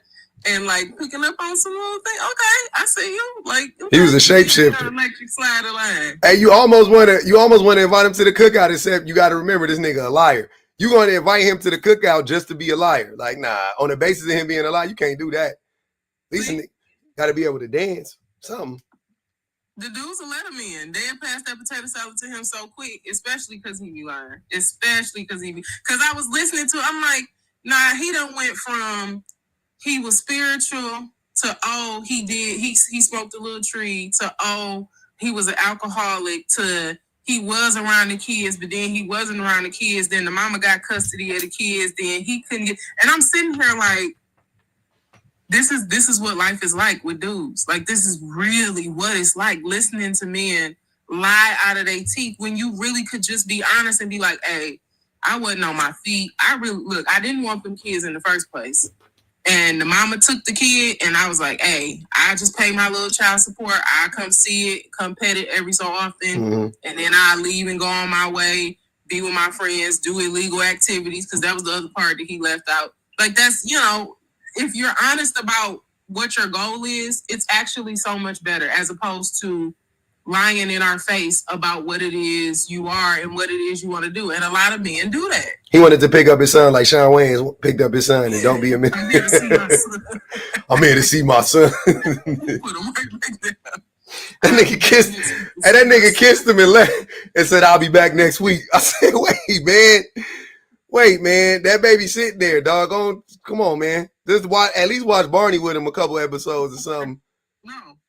And it's so many men like that who really are. They actually mad. They are mad at the moms because of the fact that when they were in a relationship with the mom, they could make themselves look like a good dad. Why? She was doing the cooking. Yep. She kept the house clean. He don't know where to buy kid pajamas. He don't know what kind of drawers they wear. He don't know what kind of socks they need. He don't know the teacher's favorite colors, kids. My son came to school. I picked him up from school yesterday. He told my mom, hold on, wait. I got to get my homegirl phone number so she could come over to the house. I don't know her. I barely know you. And you inviting somebody else to the house. Like, these are things that moms consistently deal with on a day-to-day basis that the dad may or may not be privy to. And he can just live vicariously through, like, when the mom go Christmas shopping, he's sitting next to the fireplace with his little coffee cup talking about, son, that's real nice. He don't know what it is, where it came from. You know what my son told me last night? Or was it last night? It was last night. We was talking about Christmas, and he said, we was talking about his presents or something, and he was like, well, I know daddy's not going to get me anything because he never does. So, and I was like, pulled your card just that fast. I said, man, wait a minute. Now, mind you, A, I have bought him stuff. My wife definitely is the one that buys him way more shit. But B, I already bought him stuff. That's the shit. And the nigga, no, I'm talking about for Christmas. I've already bought him Christmas presents. I got him waiting for him for Christmas. I got the nigga a remote control car and a hat and some. He said he don't care. That don't count. But he don't know it. I'm saying he don't know that it's coming. he just already saying, like, nigga, he was already like, nigga, I know you don't buy shit. I was like, God damn. But I couldn't even front. I said, you know what, you're right. But I'm gonna take back the shit I already got you. How about that? Just that nigga always clocking people, man. He be clocking my wife. He a perceptive little mo. I don't, he my son. I'm gonna put it like that. He definitely my son. That's all I know. He be in the house terrorizing us with the truth. With the truth. Not with a lie. Never with the lie. With the truth. Always. I'm like, man, this nigga got me again. I'll be wanting to argue with him. Can't even argue with him. No, that's for sure. Actually all of my kids, but for sure my oldest son, because my kids, when I would, after I had to get them tested when they were going back to regular school because I homeschooled for so many years. So when I got them tested, I obviously, if you've had a conversation with me long enough, you'll know that their vocabulary by itself was like 3 grade levels ahead. So sound about right. You can imagine like trying to live with kids who have such an extensive vocabulary and talk to you about things that sometimes be going well above your head. Like my son, especially my oldest son, who is just, he's a smart kid. Mm-hmm. I'll start with that. He's a very smart kid, but he is me. And he has such a smart ass mom. Like there's no other way for me to put that. And sometimes I have to catch myself and like not give him the finger because I be forgetting that he a kid sometimes because he say stuff like it just comes up and it comes out so quick and it does. It reminds me of when I was a kid because my mama and a whole lot of other adults legit used to just give me the finger and be like, oh no, I can't say it. Excuse me. I'm definitely that kid. Go with the other kids. Go sit down. Hey, I had to stand in feud with my auntie for like 20 years because I cooked her at a Thanksgiving gathering. I believe that. 20 years we were standing on business. Yeah. That woman called me one day and said, I don't know what happened to us. P, I said, oh, let me remind you. Her having an intervention for your relationship is just absolutely insane. I said, let me remind you. I said on the day of November 25th, the year 1994. No, it was 1996. You told me to sit at the little kids table as if I was a child.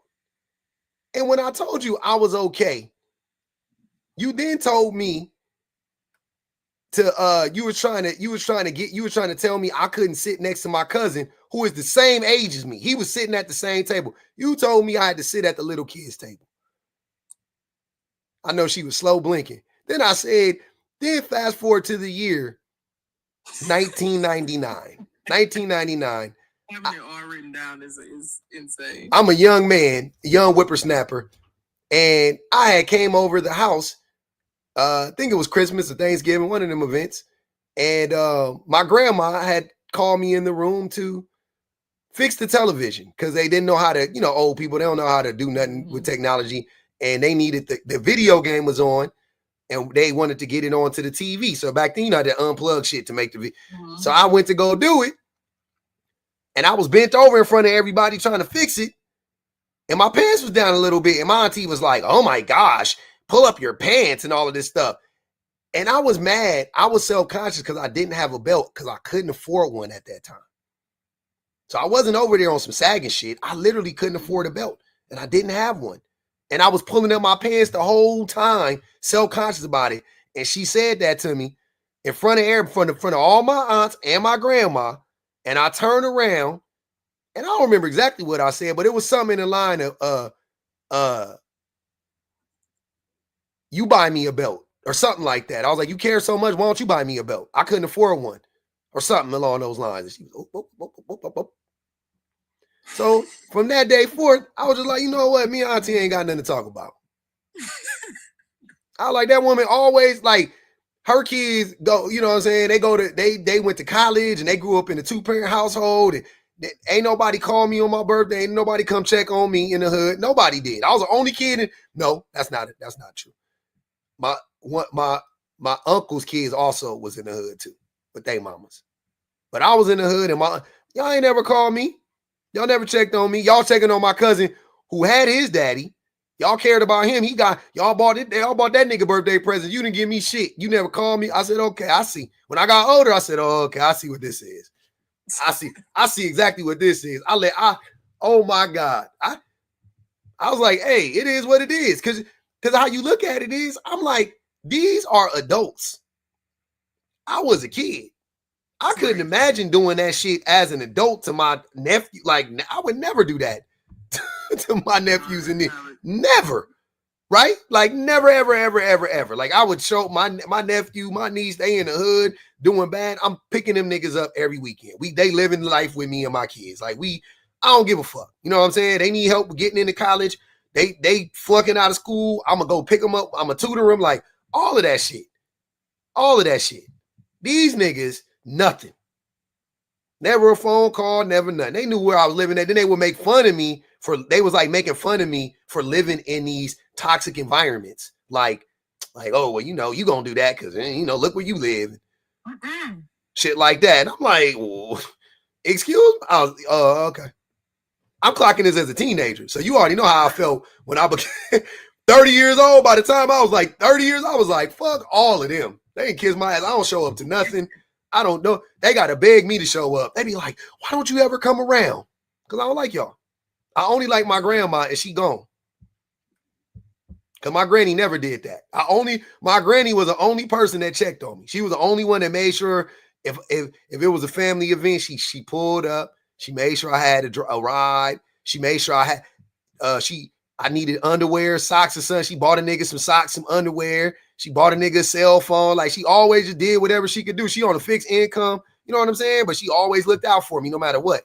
No matter what. She knew who needed the most help. She went straight to the motherfuckers that needed the help. You know what I'm saying?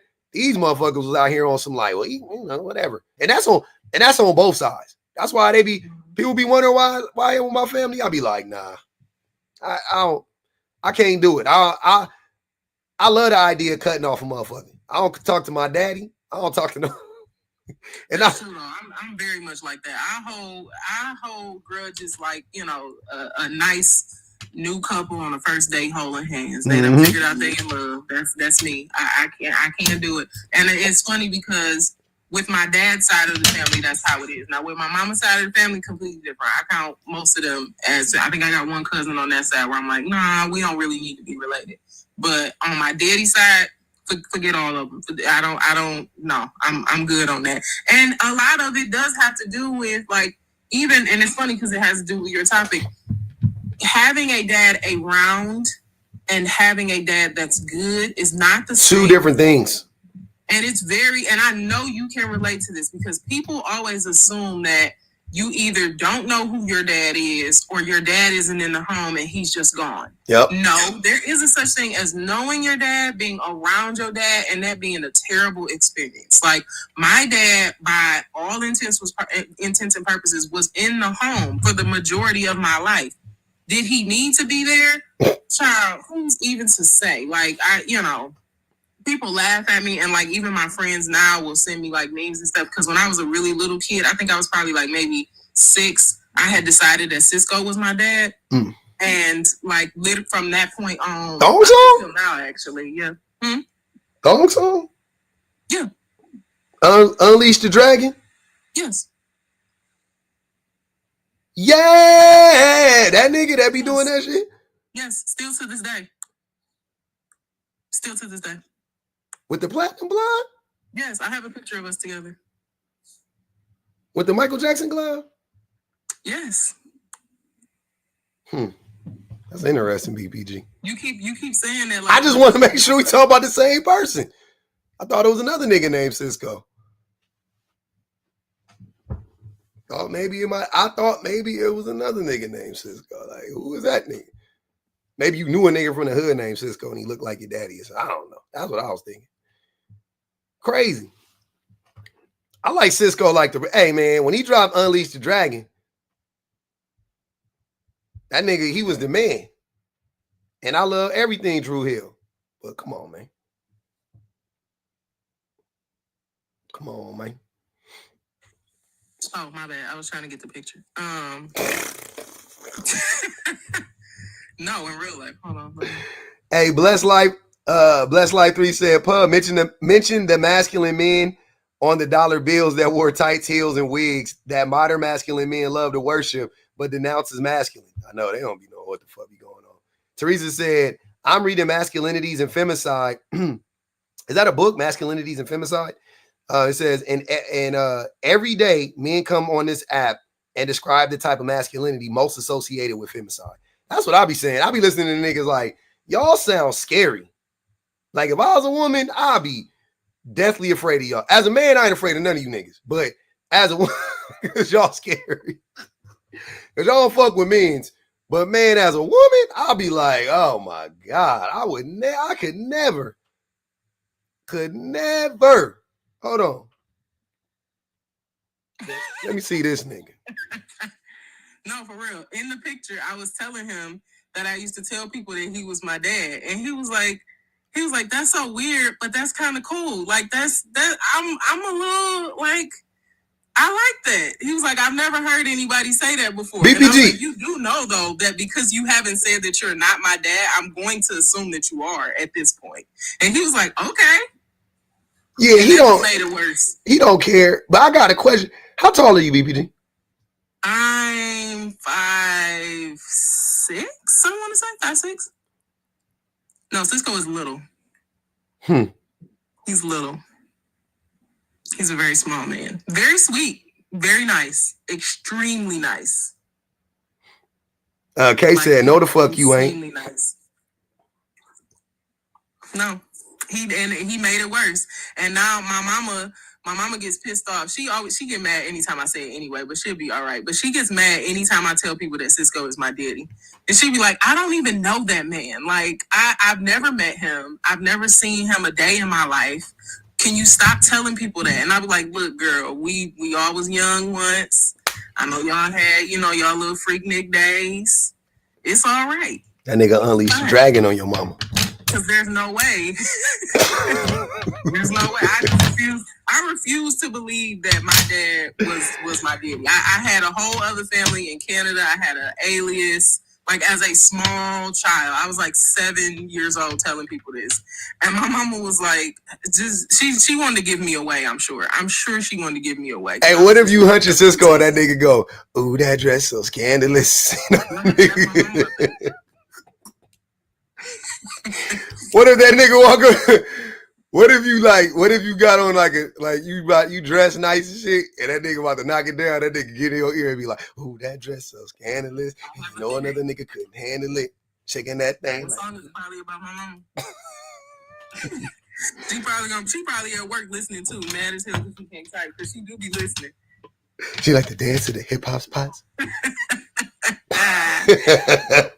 Cause she was living la vida loca. I'm telling you, I used to have this like Kango zebra striped hat that I would walk around with. It didn't summer, winter, it did not matter because of the Thong Song video, because I couldn't find a white one. So I would just wear the black and white one, and I would tell people that Cisco was my dad. Like, I love that for you though. Still sending me pictures of like Cisco doing anything. Damn. Hey, that nigga did it. Hey, when that nigga did that cartwheel in that video in the sand with them Air Force Ones on, I did think that nigga was miraculous.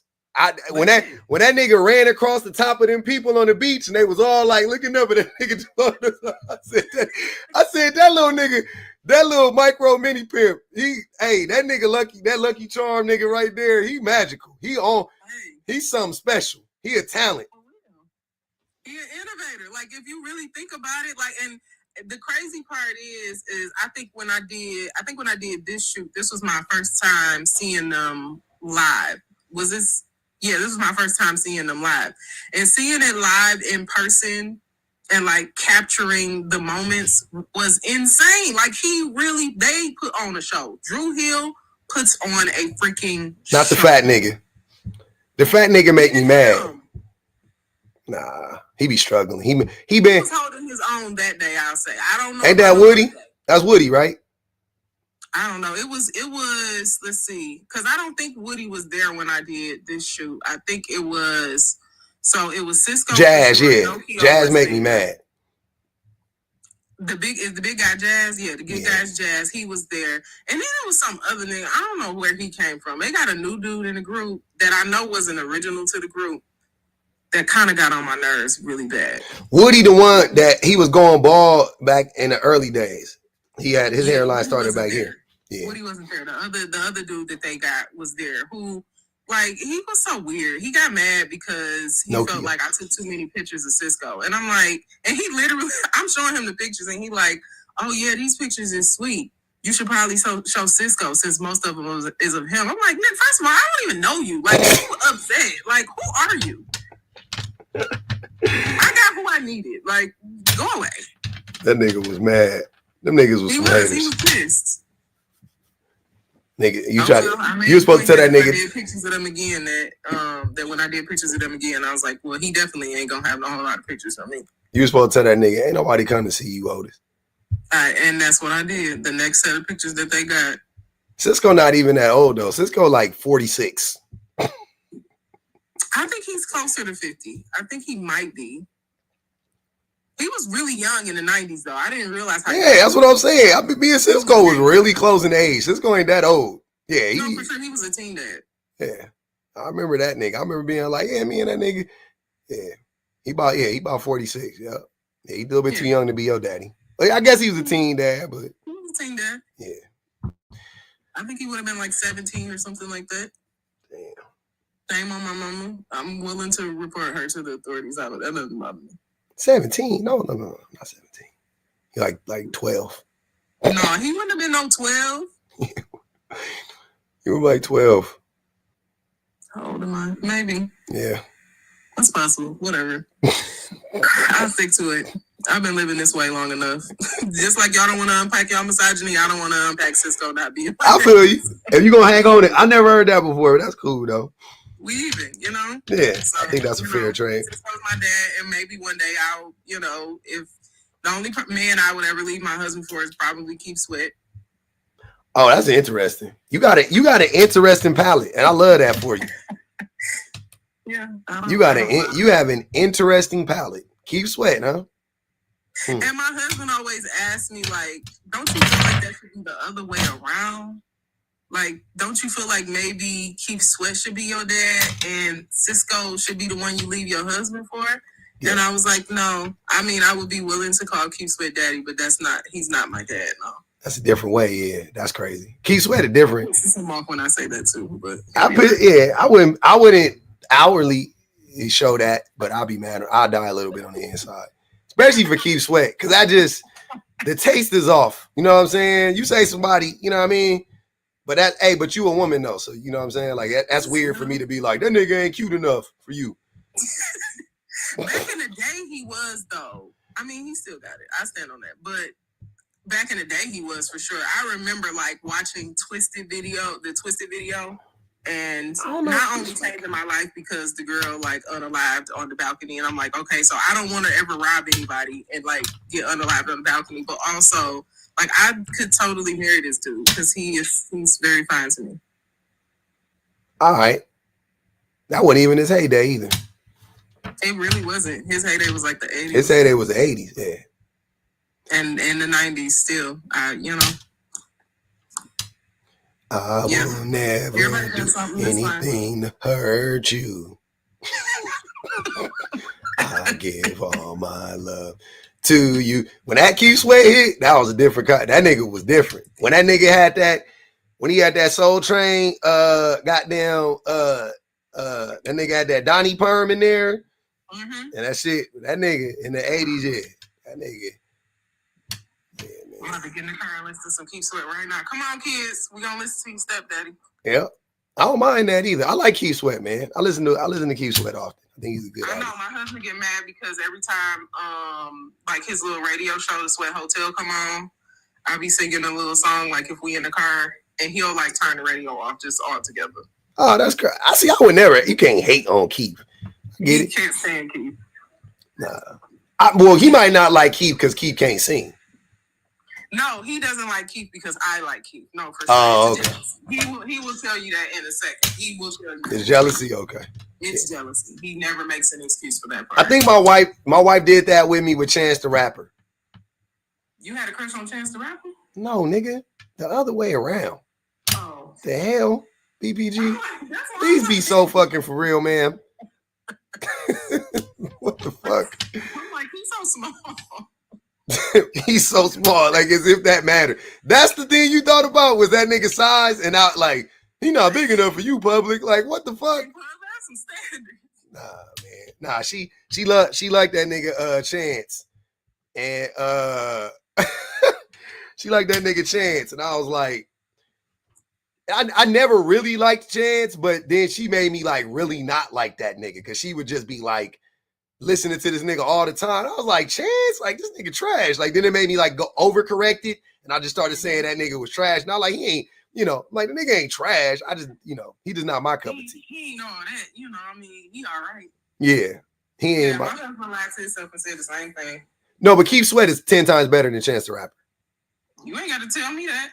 I know, but I'm saying I don't care if she had a crush on Keith Sweat because Keith Sweat is actually dope. It wouldn't change, but I would still love Keith Sweat. I'd be like, oh shit, that nigga dope. But yeah. No, I would never turn my back on Keith Sweat. I don't care what my husband. You shouldn't turn your back on Keith Sweat. Keith Sweat will slip something in your drink. I doubt that. I don't think he would have to.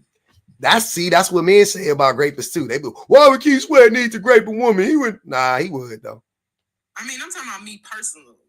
I'm not saying he wouldn't know that he didn't have to. You see what I'm saying? It's like he would know it. I can guarantee you I would tell him. You would tell him, okay, that's different. You would have to tell him early.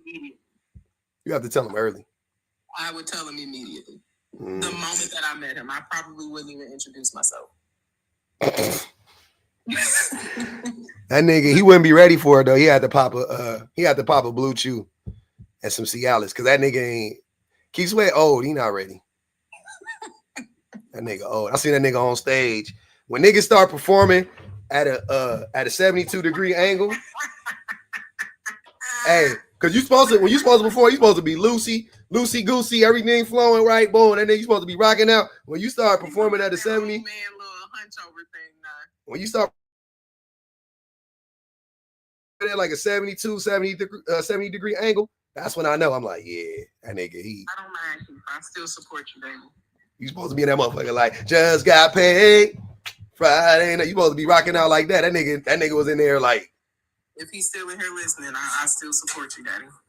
The nigga had his little towel. He had the mic and the towel gripped on the same hand.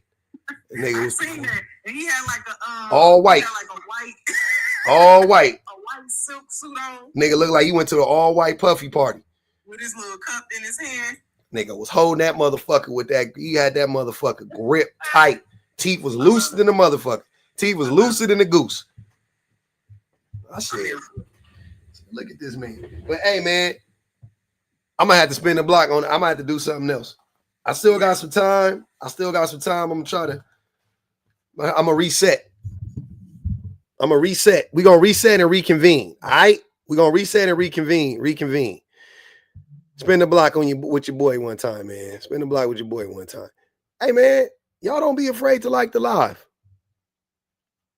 Y'all don't be afraid to like the live. Y'all don't be afraid to support the live. No, okay? You can still do it, even if the ops ain't here. You can still rock out with your boy. All right.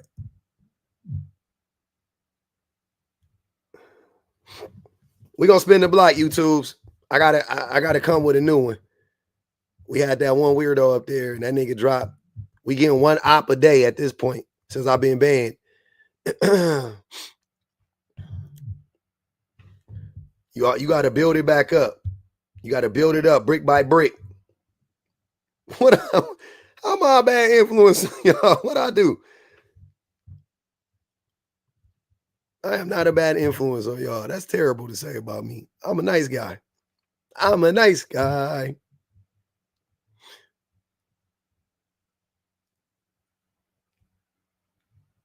What we doing?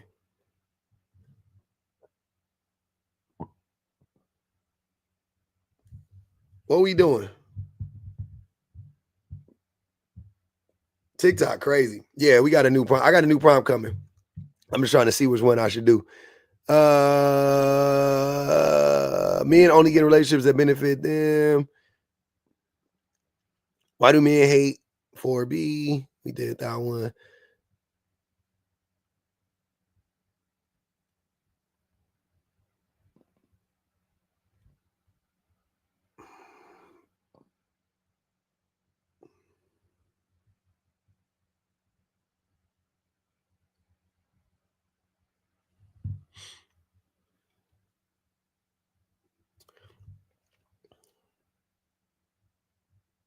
Mm-hmm.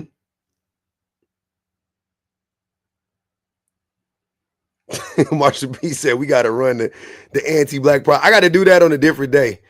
I'm gonna break that one up. I can't do that right now. I don't have the bandwidth for that in this moment. I gotta really get my mind right for it. Before I do my lot, that's sometimes why I don't like switching the prompts to new prompts that I just think of, because I have to get my brain ready to, I got to know what I'm gonna say. That's why I always be like, all right, what am I saying here? Because yeah, it's tough. It's tough just to get thrown in there and just be like, where am I talking? Like, what are we talking about here? What's the point in all of this? Women hate men, women hate men does not hurt men. Only grab is opposed for B. Men are responsible for toxic women and men. Men are the real 304s. Men are not good role models of kids. Did I ever run that one? Men are not good role models of kids. Men don't have value, ? Can't do that. Do men deserve women? Did I do that one? Men's mental health never mattered until feminism. That's a big one. We got to dumb it down for them, man. I'm telling y'all, when it's too complex, it's tough. Men have unrealistic standards for women.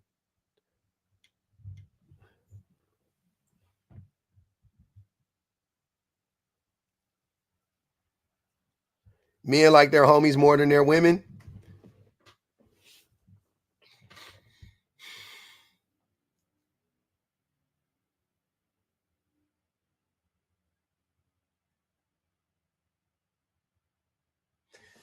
How can men really want to be with me? I love Feminism Will Save Us, Nia X. I've done that one many a times. Do men deserve kids? Oh.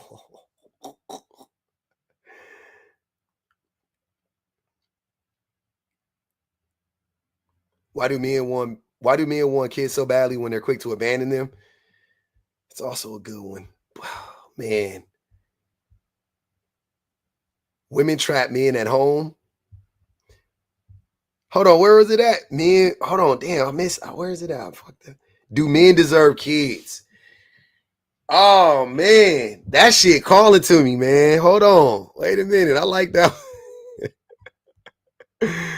Do men deserve kids? Oh man, damn.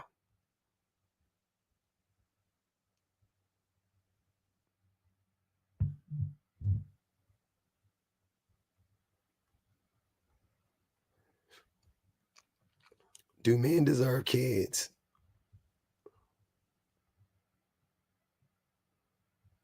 I almost want to make it a statement like men don't deserve kids, but I don't want to get flagged. I feel like TikTok will flag that. Like if you get reported, I feel like I get reported sometimes, and when I get, when they check it, I think they do it because of my prompts, and then and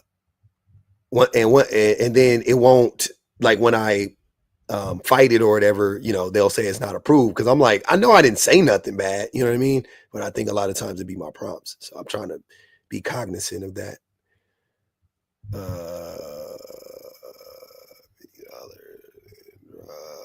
Okay.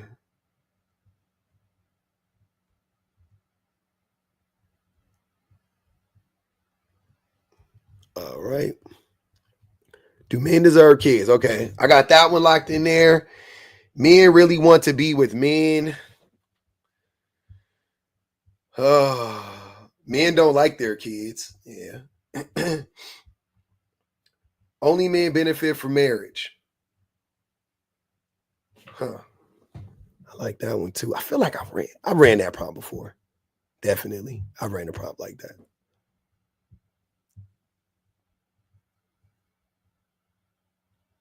Yeah, I did do this because I remember I was like, the institution of marriage is fine, but the relationship part. Look, you know what I'm gonna change it to? Not marriage. Only men benefit from. No, relationships only benefit men. That's how I'll say it.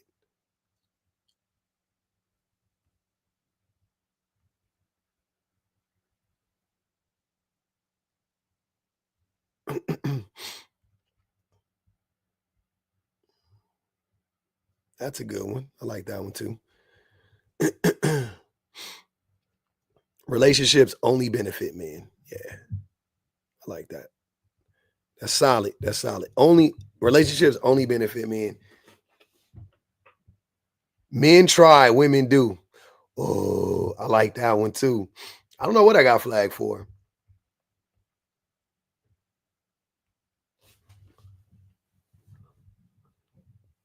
Men don't like their kids.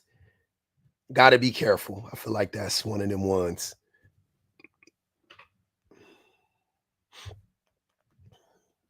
Men don't deserve a lineage. I was going to put that in, but we already got that.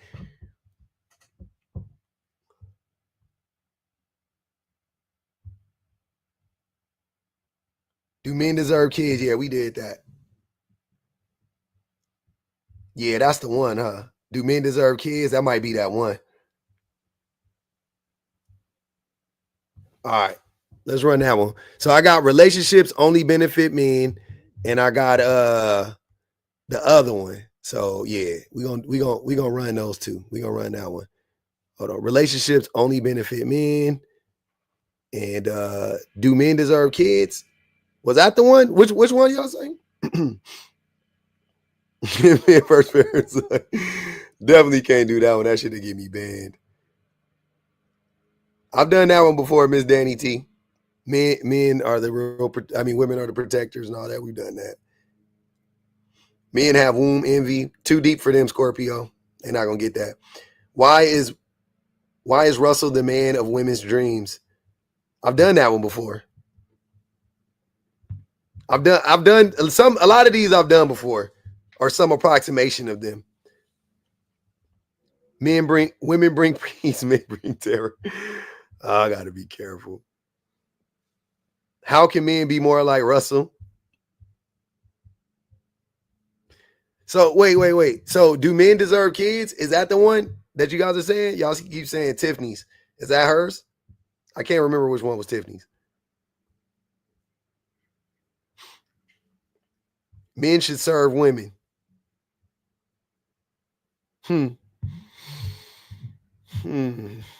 That's a good one. I like that one too. Men should serve women.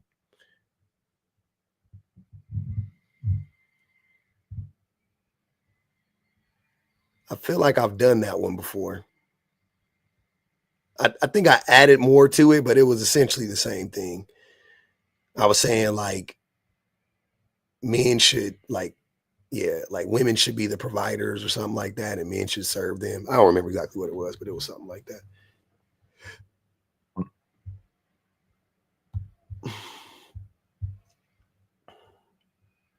Men should submit to women. Men should submit to women. I like that one. That's like that be the shit that be getting them mad. Men should submit to women. It be getting them mad.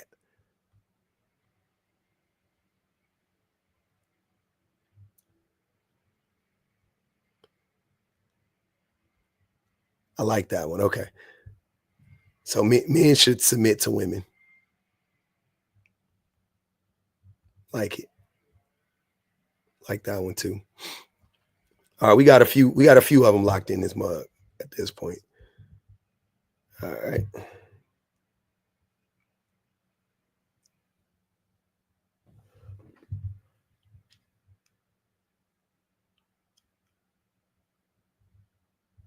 Russell Wilson or Russell Simmons, who could babysit your children? I'm letting Russell Wilson babysit my kid before Russell Simmons. I don't trust Russell Simmons. Men are dependents. All right, we got to run it. I ain't got that much time. I want to get this. I only got like an hour and a half, so we're gonna have to get this shit cracking. All right, so what are we doing? Do men deserve kids? That's the one. That's the one. That's the one. That's the one. That's the one we doing it. That's the one. That's the one we rocking with.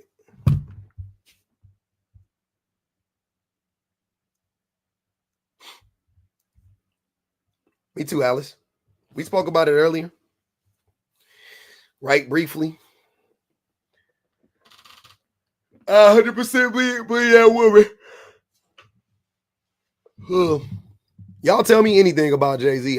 Negative, I believe it. I can't stand Jay-Z. Y'all can tell me. You can tell me anything negative about it. You can say Jay-Z started World War II, and I'll be like, bet. Yep. What up, Zion? Teddy bear. What are you doing? What are you doing? Are you crazy? Are you a crazy doggy? Don't be a crazy doggy. Oh, there you go. Get into your downward dog pose. That's your favorite. You always like to stretch it. You be stretching your spine. Huh. You're a spine stretcher. You want me to rub your ears or not? You want to do all that shaking and baking? Moving and grooving. Shaking and baking, moving and grooving. Huh? Which one you want to do? Okay. I see you, doggy dog.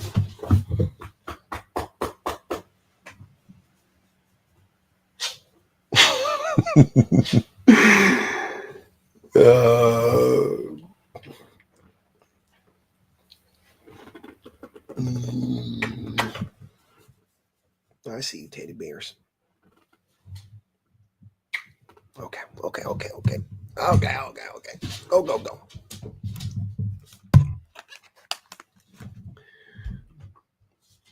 Thanks, JP.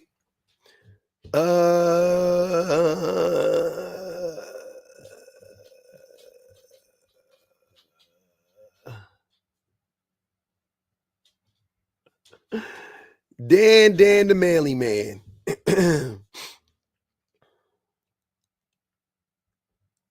Do men deserve kids? That's the question.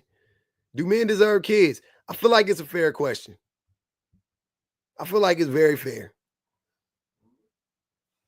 Do men deserve kids? That's the question. If most men don't, then you can say men don't deserve kids.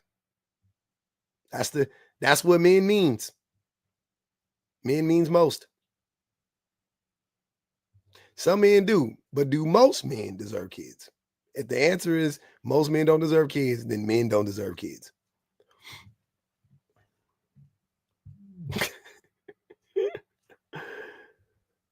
We got a person that can't understand it.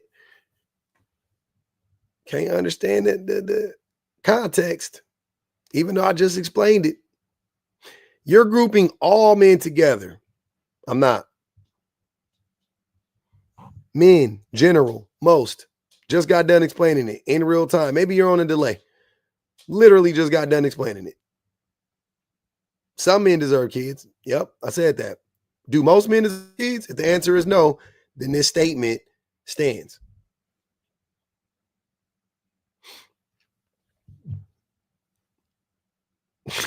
We said they don't deserve nothing good. God damn. Not even a good sandwich or a good night's sleep.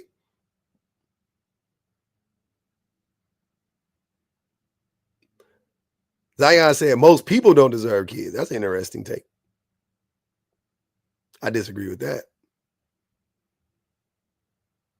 Men don't even like kids. Most definitely, I can see that.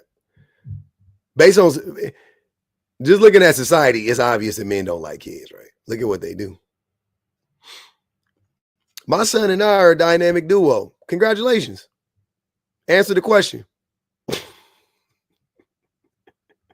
Congratulations, Troy. Can you answer the question?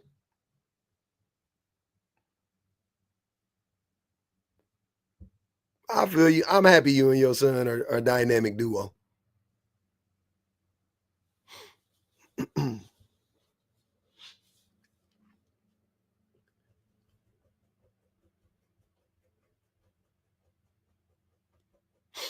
What up, Keiko? Thanks, JP. Yeah, my babies. I love them little motherfuckers. Auntie said their kid, men looking at kids as their legacy and not whole humans outside of them proves your point. That's also true. No kid deserve a dad. Better without, in my case. No kid deserves a dad. Little too extreme. Mandate vasectomies for a lot of men. Oh man. No. I don't know about that one. Also, no, they don't. The mothers are saying no. Should I listen to the fathers or should I listen to the people raising the kids? Who should I believe? Who should I believe? The mothers or the fathers? I don't know.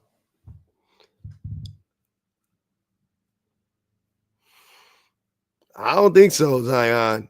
You'll be shocked. I don't think most men think this. Think about what that would mean. Think about what that would mean for men. If most men most men think humans are here to procreate. Danielle said godly men do. Godly men deserve kids?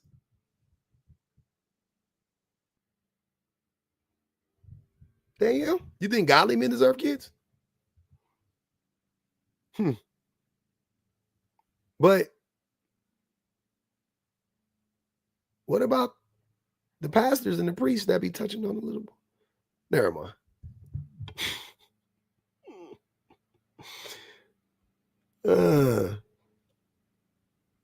Maybe she meant godly men don't deserve kids. Now, if we talking about a type of man, you got a point there. What type of man? I'm just talking about men in general.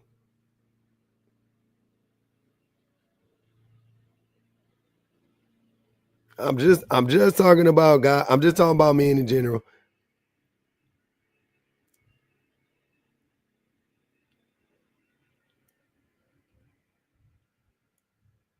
Kids deserve good dads. Yeah, they do. I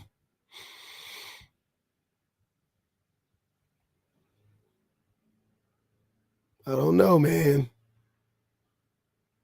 Men don't want kids. They want to give kids to women to trap them. Some godly men use the Bible to justify their abuse. No one deserves kids? Interesting. I disagree with that.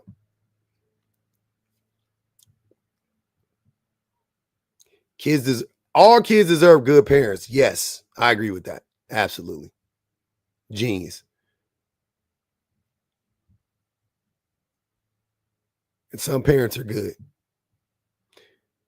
Troy. What does Troy want to do? They said Troy wants to come up. I missed what he said.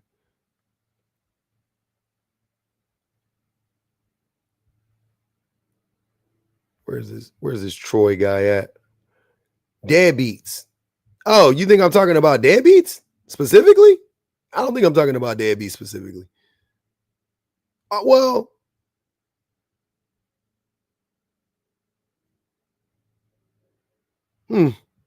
nah. I wouldn't say I'm talking about deadbeats specifically.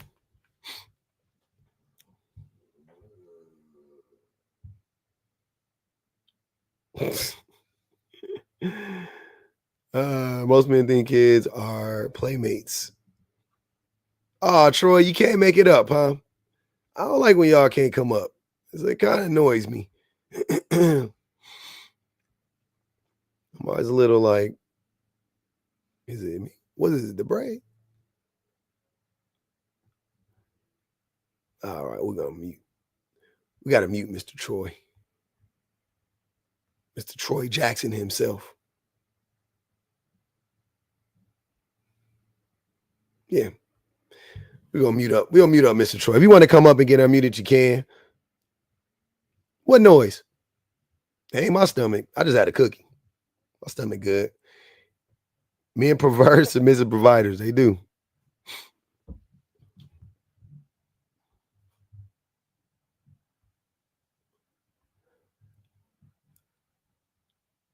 Yeah, man. You know what? All right. That didn't do it. What do you do?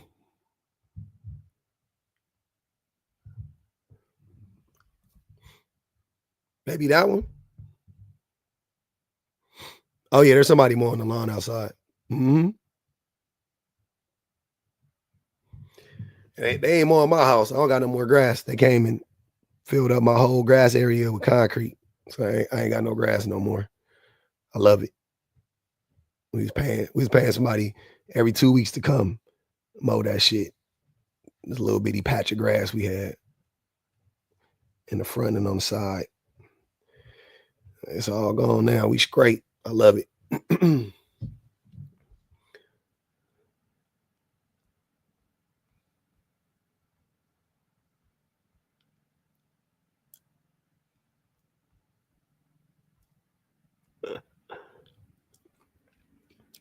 I need to cut the fan on. It's hot as shit. How about we give these men the parenting test, like when they get a car? That'd be interesting.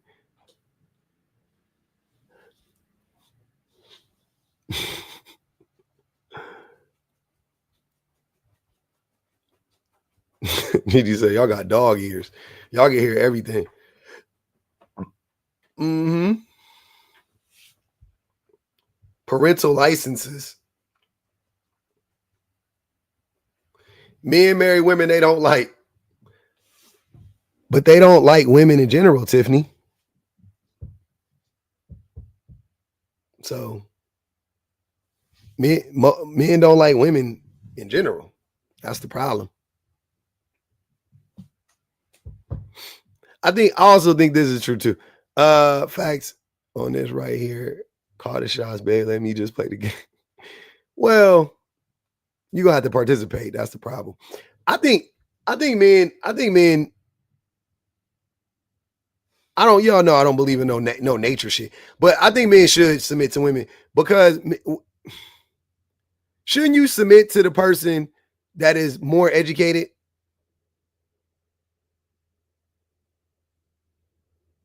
Shouldn't you submit to the person that's more educated, or submit to the person that can read, submit to the person that has the most emotional intelligence? Submit, follow.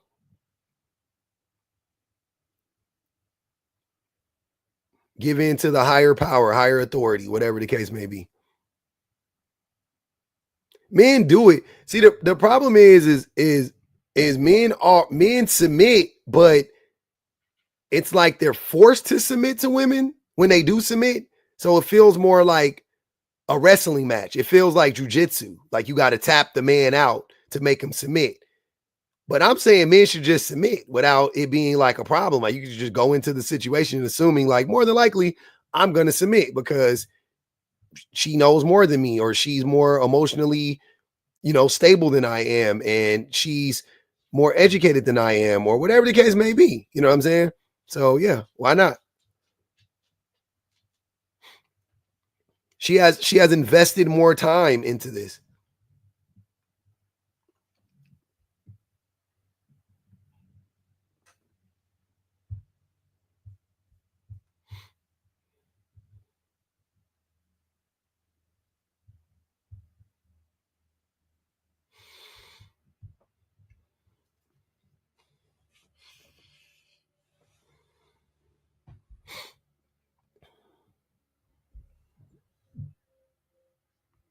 All right.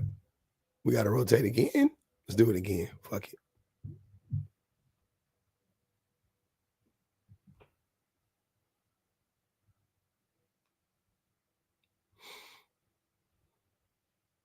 No, being stoic does not equate to emotional stability. It does not. Not at all. Opposite. You're not allowing yourself to feel. So it's pretty wild. Or express the emotions or process them or whatever.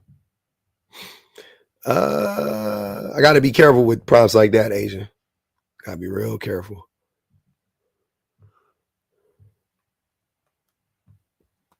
Men are not stoic at all. They're emotionally dysregulated. Yeah.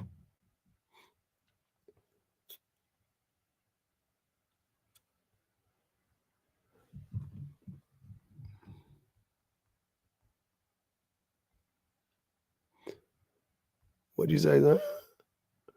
I do hear a lot of girls wanting to turn their brain off, though, when their man is around. Yeah. I mean,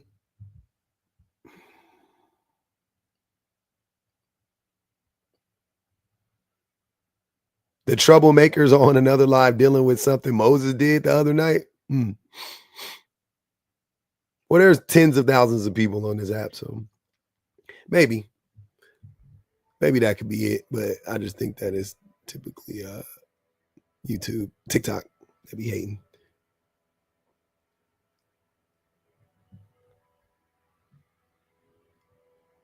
Huh. No, I wouldn't say those are pygmies. I think women do. Men get to shut their brains off all the time. Who doesn't want? I want to shut my brain off. I actually get to shut my brain off. I be on cruise control a lot of times because I know my wife is like doing a lot of shit or whatever the case may be. Like we like plan for this party or whatever. And like we've been talking about it or whatever, but like, like my wife, she's gonna do the majority of that shit. I already know. If she needs me, she'll reach out, but usually, you know what I mean? Like usually she just do what she do.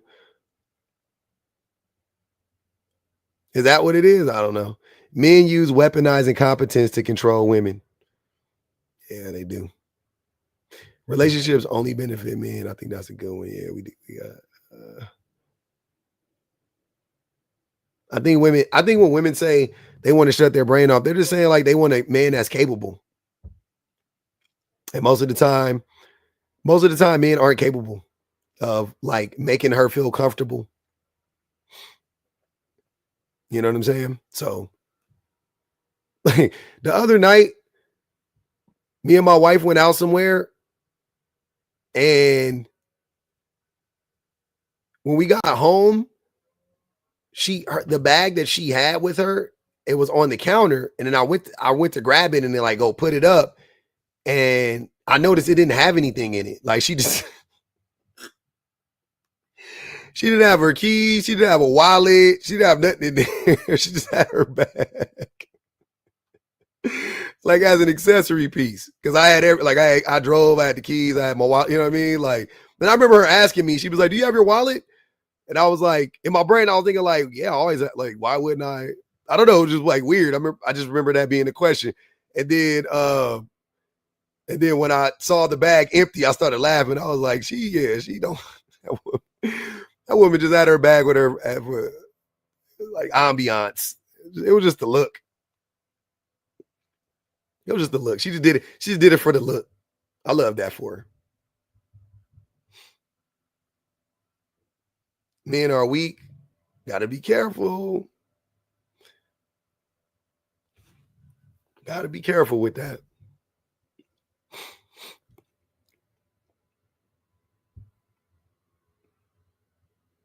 She said we ain't got nothing in that purse. Shit, them old mamas. My mama used to have everything in her purse.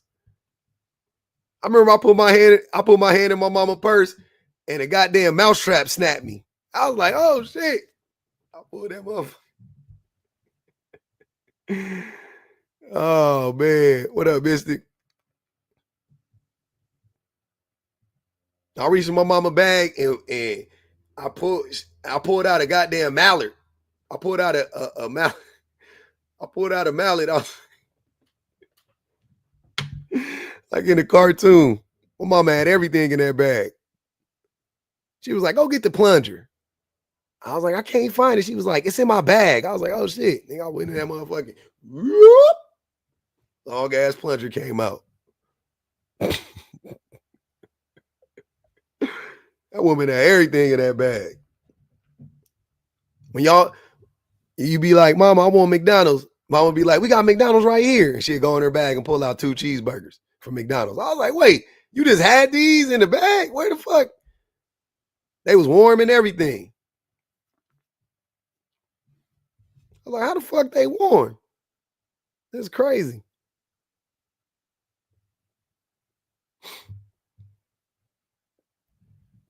She was like, "Here, huh?"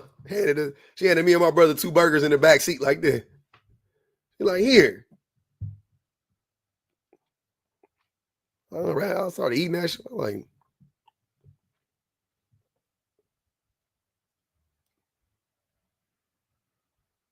she better catch them coins. Oh man. Hell yeah. Mom's had all of that shit. Hey, you know what? Fuck it. We tried it, man. We've been in this motherfucker for 2.5 hours. I don't know what's going on with the algo. I don't know what's going on with the algo. I might have to I'll restart it one more time. Let me see. I don't even know if I want to restart it at this point. We in no man's land. I might spin the block tonight. That's what yeah, you're right. I'm gonna spin the block tonight. I did all my videos.